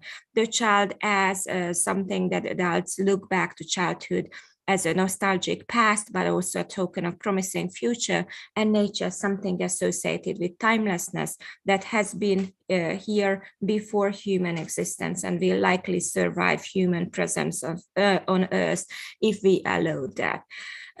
So the representation of nature and children in children's literature is very interesting because you have this combination of the good child and the naughty child, and you have the figure of the enfant ingénu, who is some sort of a witty figure who has the means to survive. If you think in a different urban context, Chaplin movies, you have the figure of the kid in an urban environment who finds the means to survive under difficult circumstances. Very often that would be the child character placed in a natural wilderness too.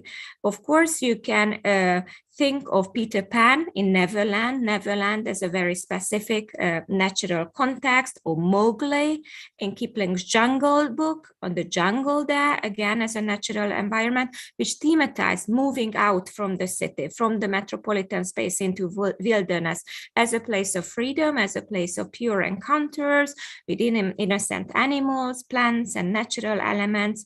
But you also have this figure of the feral child, the child who goes out into wilderness, into an uncivilized environment that could be potentially dangerous, but he or she finds a means to survive there. And then the fairyal child. So there's also an element of fantasy there somehow. Peter Pan is the boy who would never grow up, and Mowgli is the boy who lives with wolves. And there you have something deeply disturbing, even pathological in these figures too. So it's again to highlight the ambiguity. You also have very clearly a different spatiality. Nature is different from inside of the city. It's full of hope, but it's also chaotic, uncontrollable. And there's also different temporality. Nature is very often associated with eternal childhood, with animal time, with the endlessness of nature, and this difficult knowledge that I already mentioned, that nature will survive us, that even the smallest, apparently most fragile animals like cockroaches might eventually survive an atomic bomb explosion that would destroy the human species. Can we please move on to the next slide? The element of sublime in nature is something that is fascinating and frightening. In 19th century children's book, Kenneth Graham, you do have snippets of that. But it's also the nature loving is a model of a British lifestyle. You have stereotypical British characters in this animal fable with the mole, the rat, the forest animals, in Wind in the Willows, and nature loving is a national feature. They go for rowing trips, for forest walk, and it's kind of like the tourist admiration of nature and the countrymen's harmonious coexistence with nature that we experience through these anthropomorphic animal characters who also blur boundaries between species because they portray human virtues and follows through animal figures. There is this scary scene in Kenneth Graham's Wind in the Willows where you have Pan, the spirit of the forest, appearing, and you have these tiny little animal figures, the rat and the mole, witnessing its apparition. So there is this ambiguity of nature presented there. It's magnificent, it's revelatory, but it also induces anxiety because it reminds us of the immense powers of nature that could annihilate humankind through simple things like a thunderstorm or lightning or earthquake or flood or whatever. So these experiences, and please move to the next slide, are part of our lived experience in our time of climate crisis and eco-catastrophe. This is what the scholars refer to as the end and the result of the Anthropocene. The Anthropocene is a period in the history of humankind throughout which the activities of humans, technological, industrial, civilizational progress of our species have fatally altered the planet that we are inhabiting, and it perhaps reached irreversible extremes. We know that we have used up the natural resources. There is an impending economical crisis likely due to the shortage of gas supplies, which are centralized in certain geographically privileged parts of the world, and humans have also contributed to extinction to the animal and plant species with deforestation and urbanization. And as we witness and experience it on a daily basis, there are drastic changes in climate and microatmosphere due to the pollution. You have all these ominous posters from Worldwide Federation for the Protection of the Planet and Animals, a sort of a consciousness, awareness raising visual stimuli. So nature gains an increasing significance in our life as something that must be protected because of our human species survival. We just stay with the former slide for a while. Okay, so we can go back. It gains an increasing significance as something that can we go back to the previous slide, because that's a topic of the next of something that I will talk about later. The nature must be protected because our species survival depends on the protection of the environment. New ideas emerge which question this anthropocentric approach to speciesism, presuming that humankind is above all the other existing life forms with the right to rule over them. This is questioned now very, very clearly. And we recognize the importance of living together, of cohabitation with living and non-living, non-human entities. And this relationality and connectedness necessitates a form of empathic caring for one another. It's Donna Haraway, feminist philosopher, who refers to this period as the time of the fourth industrial revolution and the sixth extinction. The fourth industrial revolution from 1760 to 1840 1940, we have the first industrial revolution with the transition from hand production to machines through steam and water power, the effect of that has an effect on textile manufacturing, iron industry, agriculture, and so on, and results in the rise of the middle classes. The second industrial revolution, that's the technological revolution of the late 19th century, early 20th century, where we have railroads, the telegraph networks installed, the faster transportation of people and ideas, an increasing use of electricity will be important here, was important here, and it also, of course, produces economic growth and an increasing productivity because of the introduction of production lines in factory. Workers are replaced by machines, okay? And then in the third industrial revolution, that's the late 20th century, that's after the two world wars, but again, there is technological advancements, but it's the extensive use of computers and communication technologies that somehow marks this period. And what we are living in now is the first industrial revolution, that's the 21st century change in technology, a shift in industrial capitalism that has, again, an effect on social patterns and that changes our relation to nature. That is increasing interconnectivities through information technology and smart automation, technologies like artificial intelligence, gene editing, advanced robotics that blur the distinction between the physical, the digital, and then the biological world. We have smart machines which can analyze and diagnose issues without human intervention. It's also called an era of embodied connectivity. So technology is very, very commonly used throughout society, and it will change humans experiencing and knowing the world around them. It's a technologically augmented and simulated reality that somehow takes over the natural sense as perception of humans. So instead of the biological, we have moved towards the technological. A few words about the sixth extinction. So you can talk about an extinction when you have a mass extinction. That means a loss of a large number, about 75 to 95% of a species within a geologically limited amount of time due to a variety of different reasons. You can think of a meteor strike into the surface of the earth, or glaciation, or geological catastrophes like volcanic eruptions. The most recent extinction that is referred to as the fifth extinction was 65 million years ago. That led to the death of dinosaurs, as we know, due to an asteroid impact. So it's an interesting speculation on the part of scientists to assume that we are living in the midst and we are witnessing the sixth extinction now as it is happening.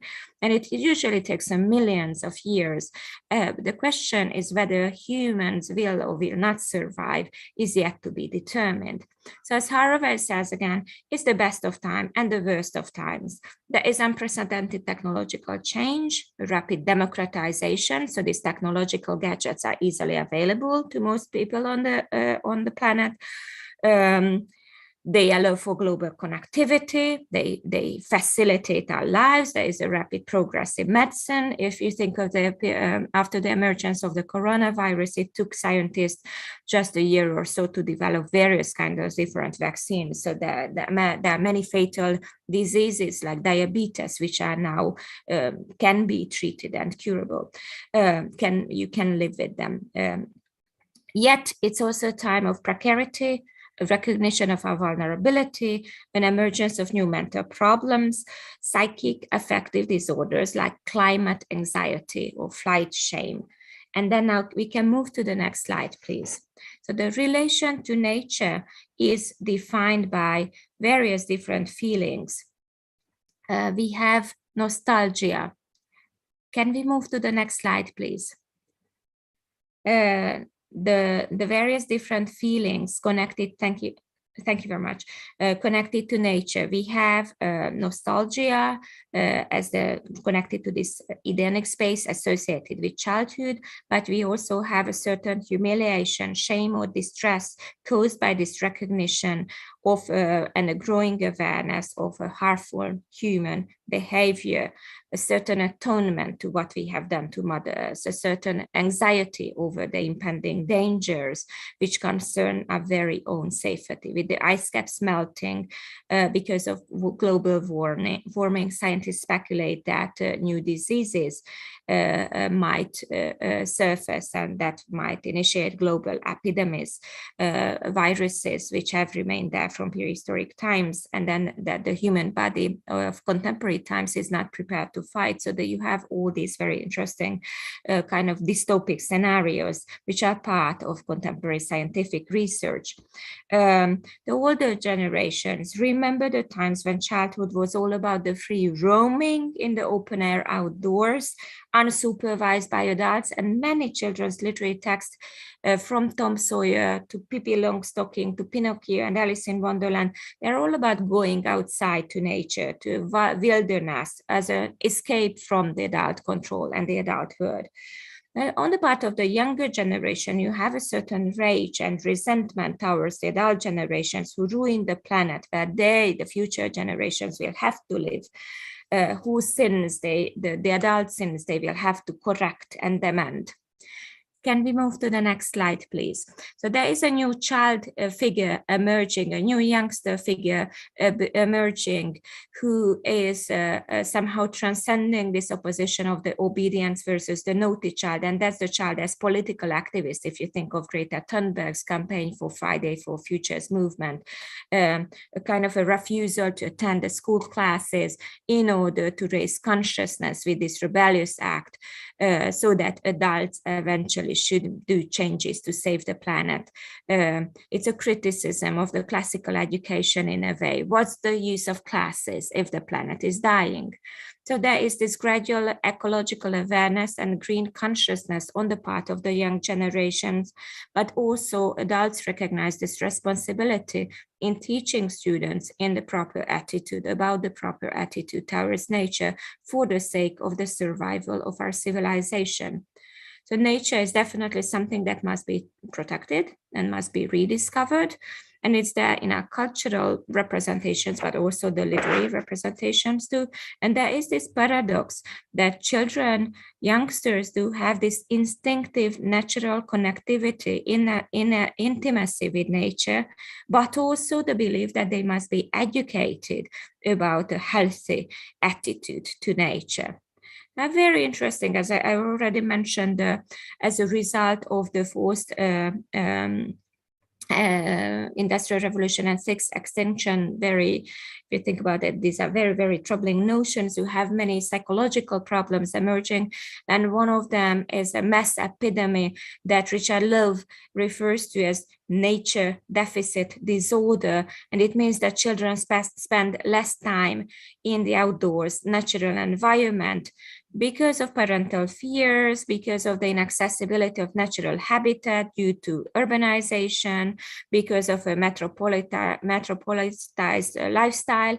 But there is an alienation from natural surrounding that also results from the informational technological progress in the Western post-industrialist civilizations and consumer societies, countries like the EU and US, but also other parts of the world from Japan to Russia. There is this global tendency that the new generation is referred to as the digital natives, as the screen agers who spend more time in front of their computers and telephone screens, consuming online media content and TikTok videos than with actual in-person physical contact with natural organic life world, humans, ants, animals, plants, whatever. So you have, and you have the harmful psychological consequences of that highlighted.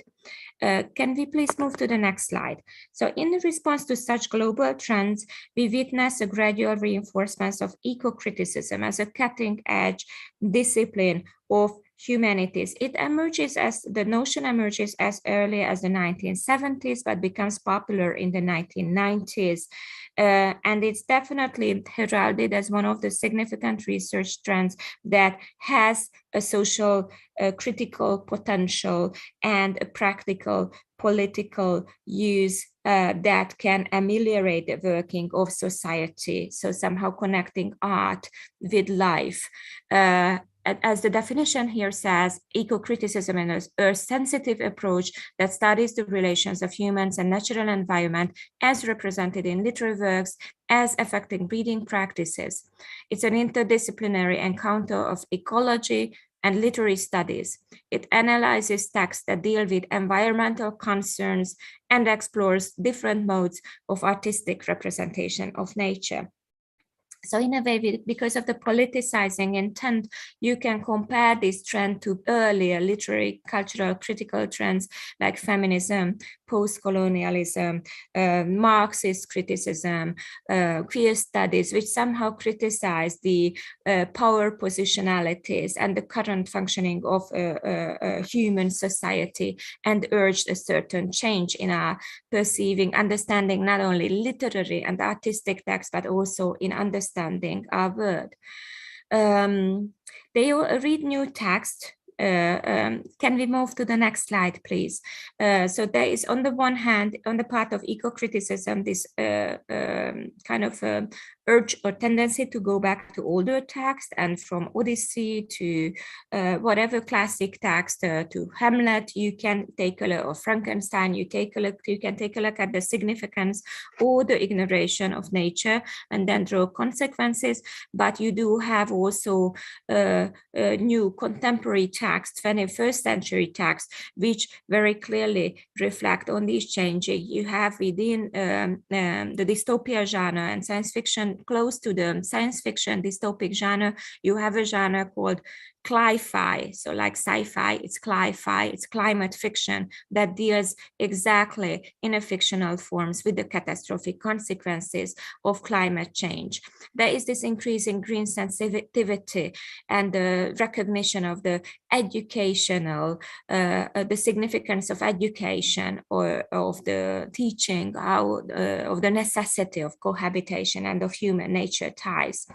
It's not necessarily climate fiction, but definitely somehow deals with the catastrophic consequences of the changing human society, class differences, technological progress, climate change, young adult dystopia that I'm quite sure many of you are familiar with because it was such a huge success, and it's something very easy to teach to students if you want them to teach about post-humanism, eco-criticism. The Hunger Games, I think, would be an ideal choice because it's highly relatable.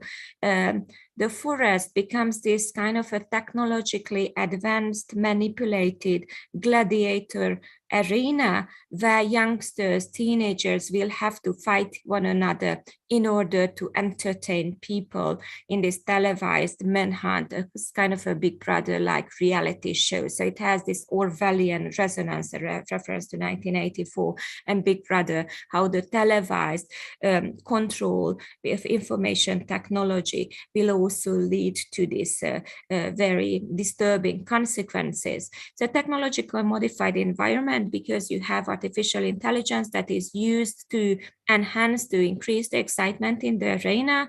And there is a figure, a mockingjay, a bird that is a hybrid creature that is born out of or created out of accidental genetic mixing of a mockingbird and a blue jay. So it's very interesting because it's an artificial hybrid, but it also becomes a symbol of rebellion. It can imitate the voice of humans. It's something, according to the story, that never should have existed, like the rebellion against the system, because eventually, as you know, the youngsters will rebel against the system. So the artificial intelligence, this bird, the mockingjay, will become a symbol of hope that the system can be overturned and perhaps nature can be changed. Can we move to the next slide, please? Okay, Prof. Anna, you still have around 1 minute. Oh, I was told that I have 40 minutes, so just 30 minutes. Okay, that's okay. It's actually 30 minutes, but that's okay. But that's okay if you want to proceed, please. Okay, so I will just very quickly wrap up. I'm sorry, because initially I wanted to talk about the children's literary text. I would have skipped the theoretical bit, but never mind. Okay, so post-humanism. I will try to wrap up in 5 minutes. Okay. Basically, it's connected to eco-criticism that you have humans and non-humans entities as equal partners cohabiting. And then I will not go into details that, but it's all about the blurring of the technological and the biological, the social and the natural. Can we move to the next slide, please? We have also already talked about the great god Pan in Greek mythology, but I will not go into that, but instead say a few words about these classic literary texts in 5 minutes, okay, to wrap up my presentation. Can we move to the next slide, please? So Peter Pan is a classic text. In Neverland, you have this idealized vision of nature. Jacqueline Joyce talks about the impossibility of children's fiction, arguing that the corpus of children's literature is basically made up by books authored by adults, chosen by adults, printed by adults. Therefore, she questions whether the children's fiction and literature is a concept that is usable. A scholar called Emmeline Burr talks about the impossibility of nature in Peter Pan, arguing that in G.M. Barrie's you have a stage play and then you have various different novelistic versions, but we are all pretty much familiar with the figure of Peter Pan. You have Kensington Garden where Peter Pan starts out from, but it's not real wilderness because it's an organized London park. And then you have Neverland, which is an exotic island, but it's also a construct of human imagination, more a fantastic space than an actual natural environment. And the natural space is a constructed entity there, and Wendy is eventually mothering over the lost boys. So they are creating this civilized space, and then the happy ending is all about a return to the human world. And Peter Pan is a mixture between animal and human, a betwixt and between figure, but it's the human child characters who will eventually somehow present a kind of a celebration of the return to civilization. There is a certain naivety in the text. To die would be an awfully big adventure. So it's definitely a pre-World War text. There is delightful amnesia that could be ethically problematized in connection with this Pan figure, the spirit of nature emerging in a childish form here, but also his figure has been problematized from a psychological perspective as a representation of the crisis of masculinity as an eternal boy.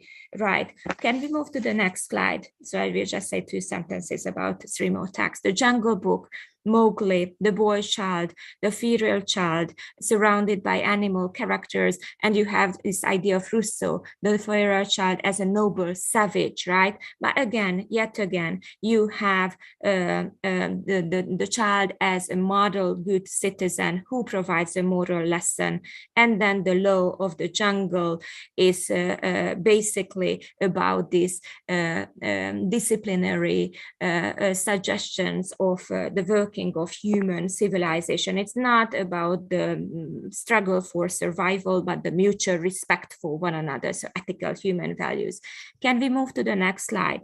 Another classic children's book, picture book, Maurice and Ducks, where the wild things are a naughty, mischievous child rebels against the mother, tells her, "I will eat you up, mom." And as a punishment, he's sent, the mother calls him a beast, a wild thing, and sends him to bed without giving him breakfast, the supper, sorry.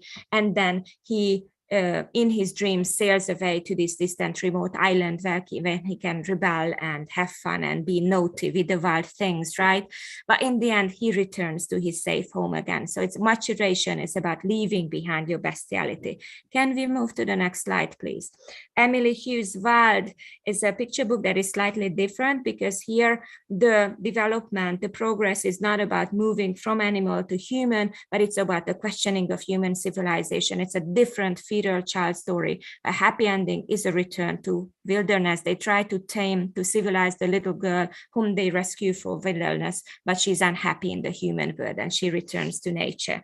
And then the last text, if we move to the last slide, is Dr. Seuss's Lorax from the 1970s, which has perhaps the most explicit environmental protectionist message that can be used for environmental pedagogy, also in the teaching of English, because it's simple language. Dr. Zeus, it was not a real doctor, it's a pen name, but it's all about how to teach the early readers, okay, how to raise book lovers, but also how to raise children who will protect nature, because you have the human figure emerging in this enchanted environment where he will eventually destroy everything and cut down the tufula trees, and then all the environment will die. So it's an interesting combination, because you have nonsense there, truffula trees, the thneed, the lorax, so this invented words and language games, but it also has this environmental political message and even an open ending. In the end, it's up to the child reader what will happen with nature. Will you act in a way that you can actually save the world and save the planet? And thank you very much. I have this last slide, but then we can just move that, and then I will finish my paper here. All right, thank you so much, Professor Ana Keji. Now it's time for discussion forum. We still have around 10 minutes to have a question and answer sessions. If there is a participant who wants to ask, this is the right time to ask, please. Anyone?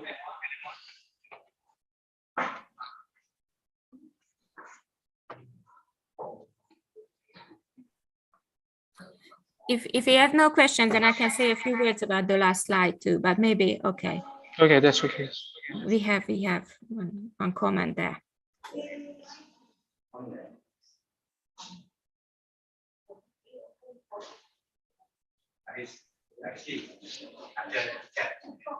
There is one question that concerns what can we do in this catastrophic consequences that the earth we inhabit is no longer ideal because of the damage caused by natural disaster and human greed. What can we do as teachers? I think our role as teacher is more important than ever, because it's actually exactly through somehow bringing into the classroom these environmentally self-conscious books, and you have lots of them. As I mentioned, the natural environment is there even in texts which do not necessarily specifically focus on nature. If you are teachers of English, then it's all over there in English literature, the classics, as I mentioned, Peter Pan, the Jungle Books, The Wind in the Willows, and you have much more environmentally self-conscious books, especially in the recent children's book market. So I think that would be a good way to raise environmentally self-conscious beings who can protect the planets by showing them these books and learning perhaps English through reading these books. Of course, it's also tricky in a way, because you don't want to somehow raise anxiety in younger children if you are working with them, but I think it's something very, very important to talk about. And perhaps through fiction, through these tales, which very often have a happy ending or an open ending, a kind of a place for hope.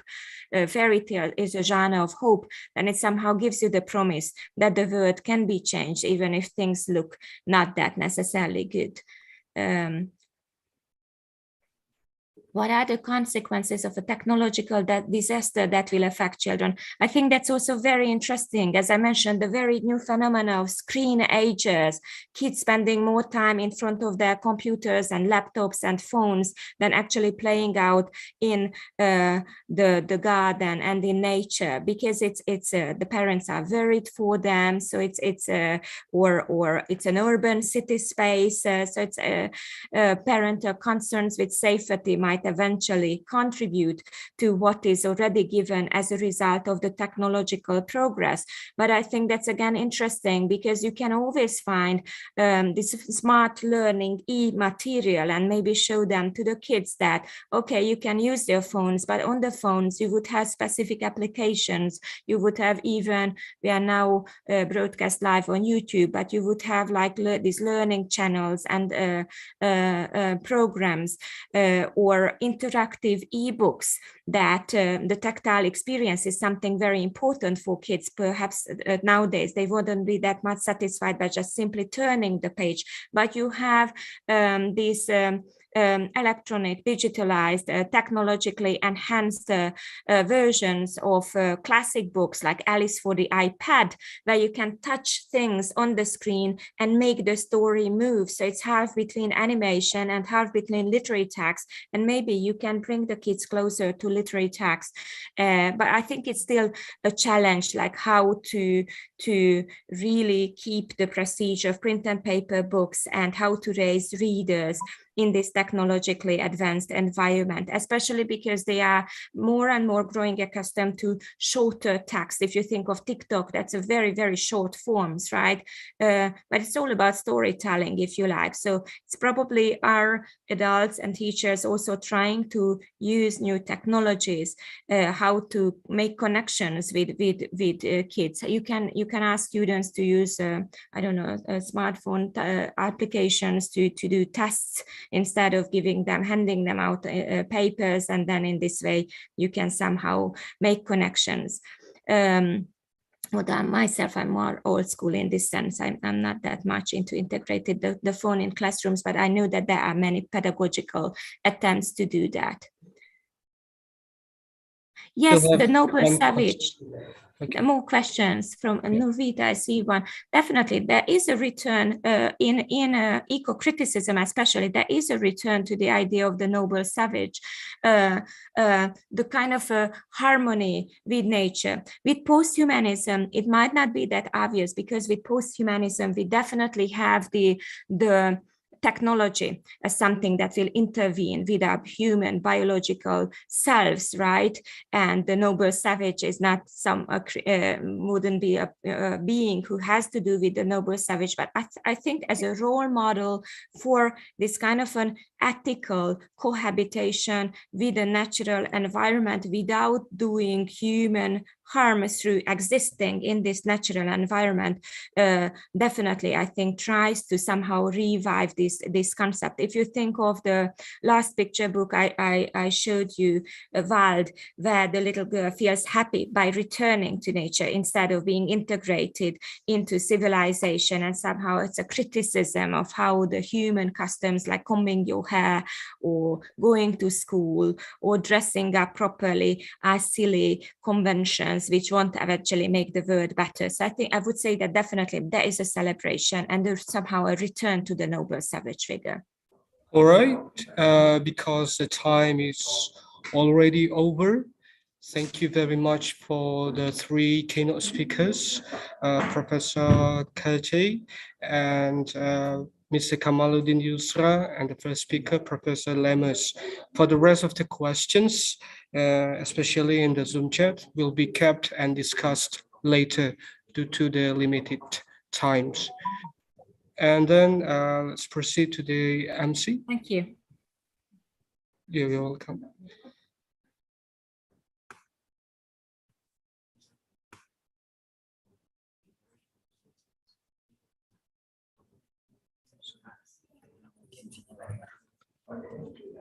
Please.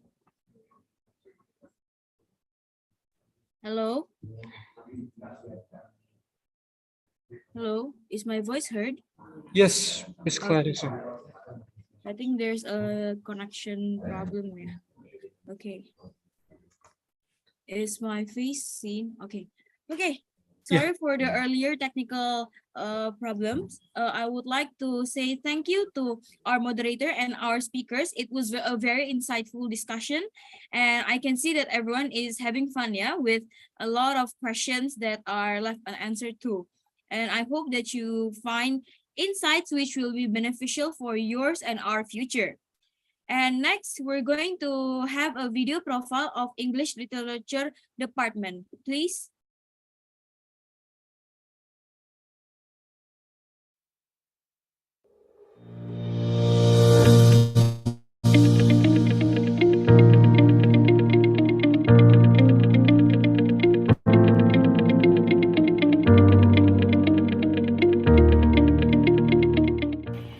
Program Studi Sastra Inggris Fakultas Ilmu Sosial dan Ilmu Politik Universitas Bangka Belitung menjadi program studi yang unggul di bidang bahasa dan sastra Inggris yang berdaya saing melalui Tridharma Perguruan Tinggi dengan menjunjung tinggi moralitas, mentalitas, dan intelektualitas. Misi program studi sastra Inggris Fakultas Ilmu Sosial dan Ilmu Politik Universitas Bangka Belitung menyelenggarakan kegiatan pendidikan dan pengajaran di bidang bahasa dan sastra Inggris untuk mendidik calon tenaga profesional yang unggul dan berdaya saing tinggi dalam mengaplikasikan pengetahuan dan keterampilan sesuai dengan bidang ilmu dan tuntutan zaman. Menyelenggarakan kegiatan penelitian dan pengabdian kepada masyarakat di bidang bahasa dan sastra Inggris dengan memberdayakan potensi lokal yang bersinergi dan kontributif terhadap pembangunan berkelanjutan di Provinsi Kepulauan Bangka Belitung.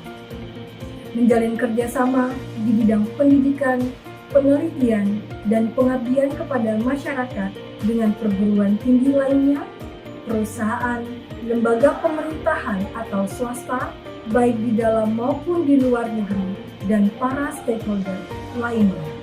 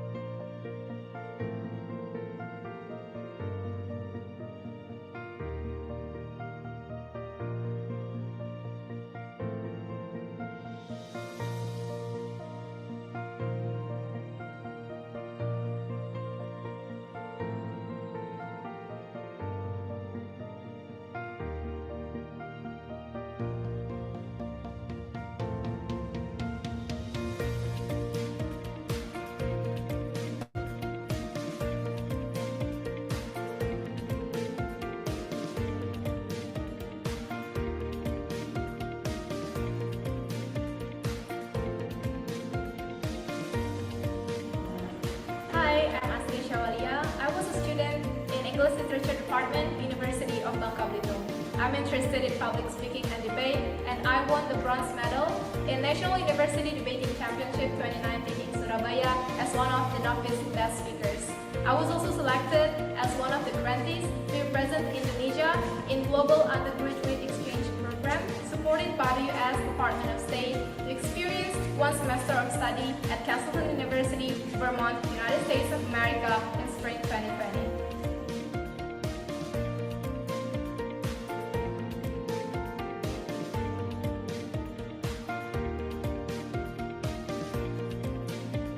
We are proud to be part of English literature. What are you waiting for? Come and join us.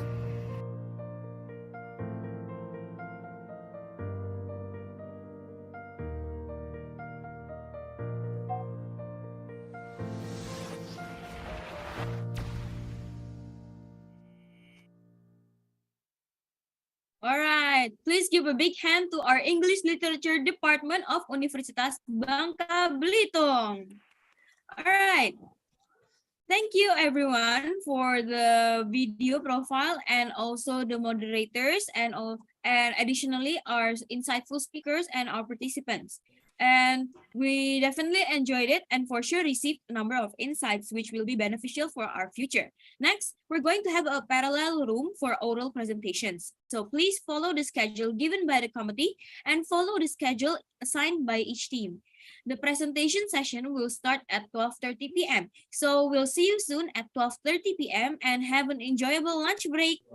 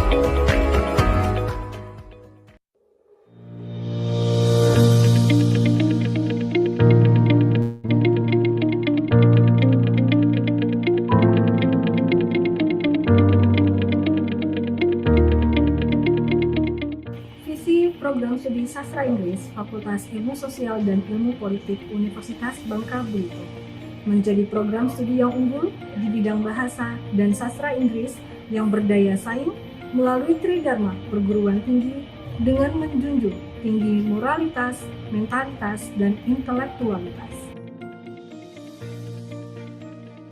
Misi program studi sastra Inggris Fakultas Ilmu Sosial dan Ilmu Politik Universitas Bangka Belitung menyelenggarakan kegiatan pendidikan dan pengajaran di bidang bahasa dan sastra Inggris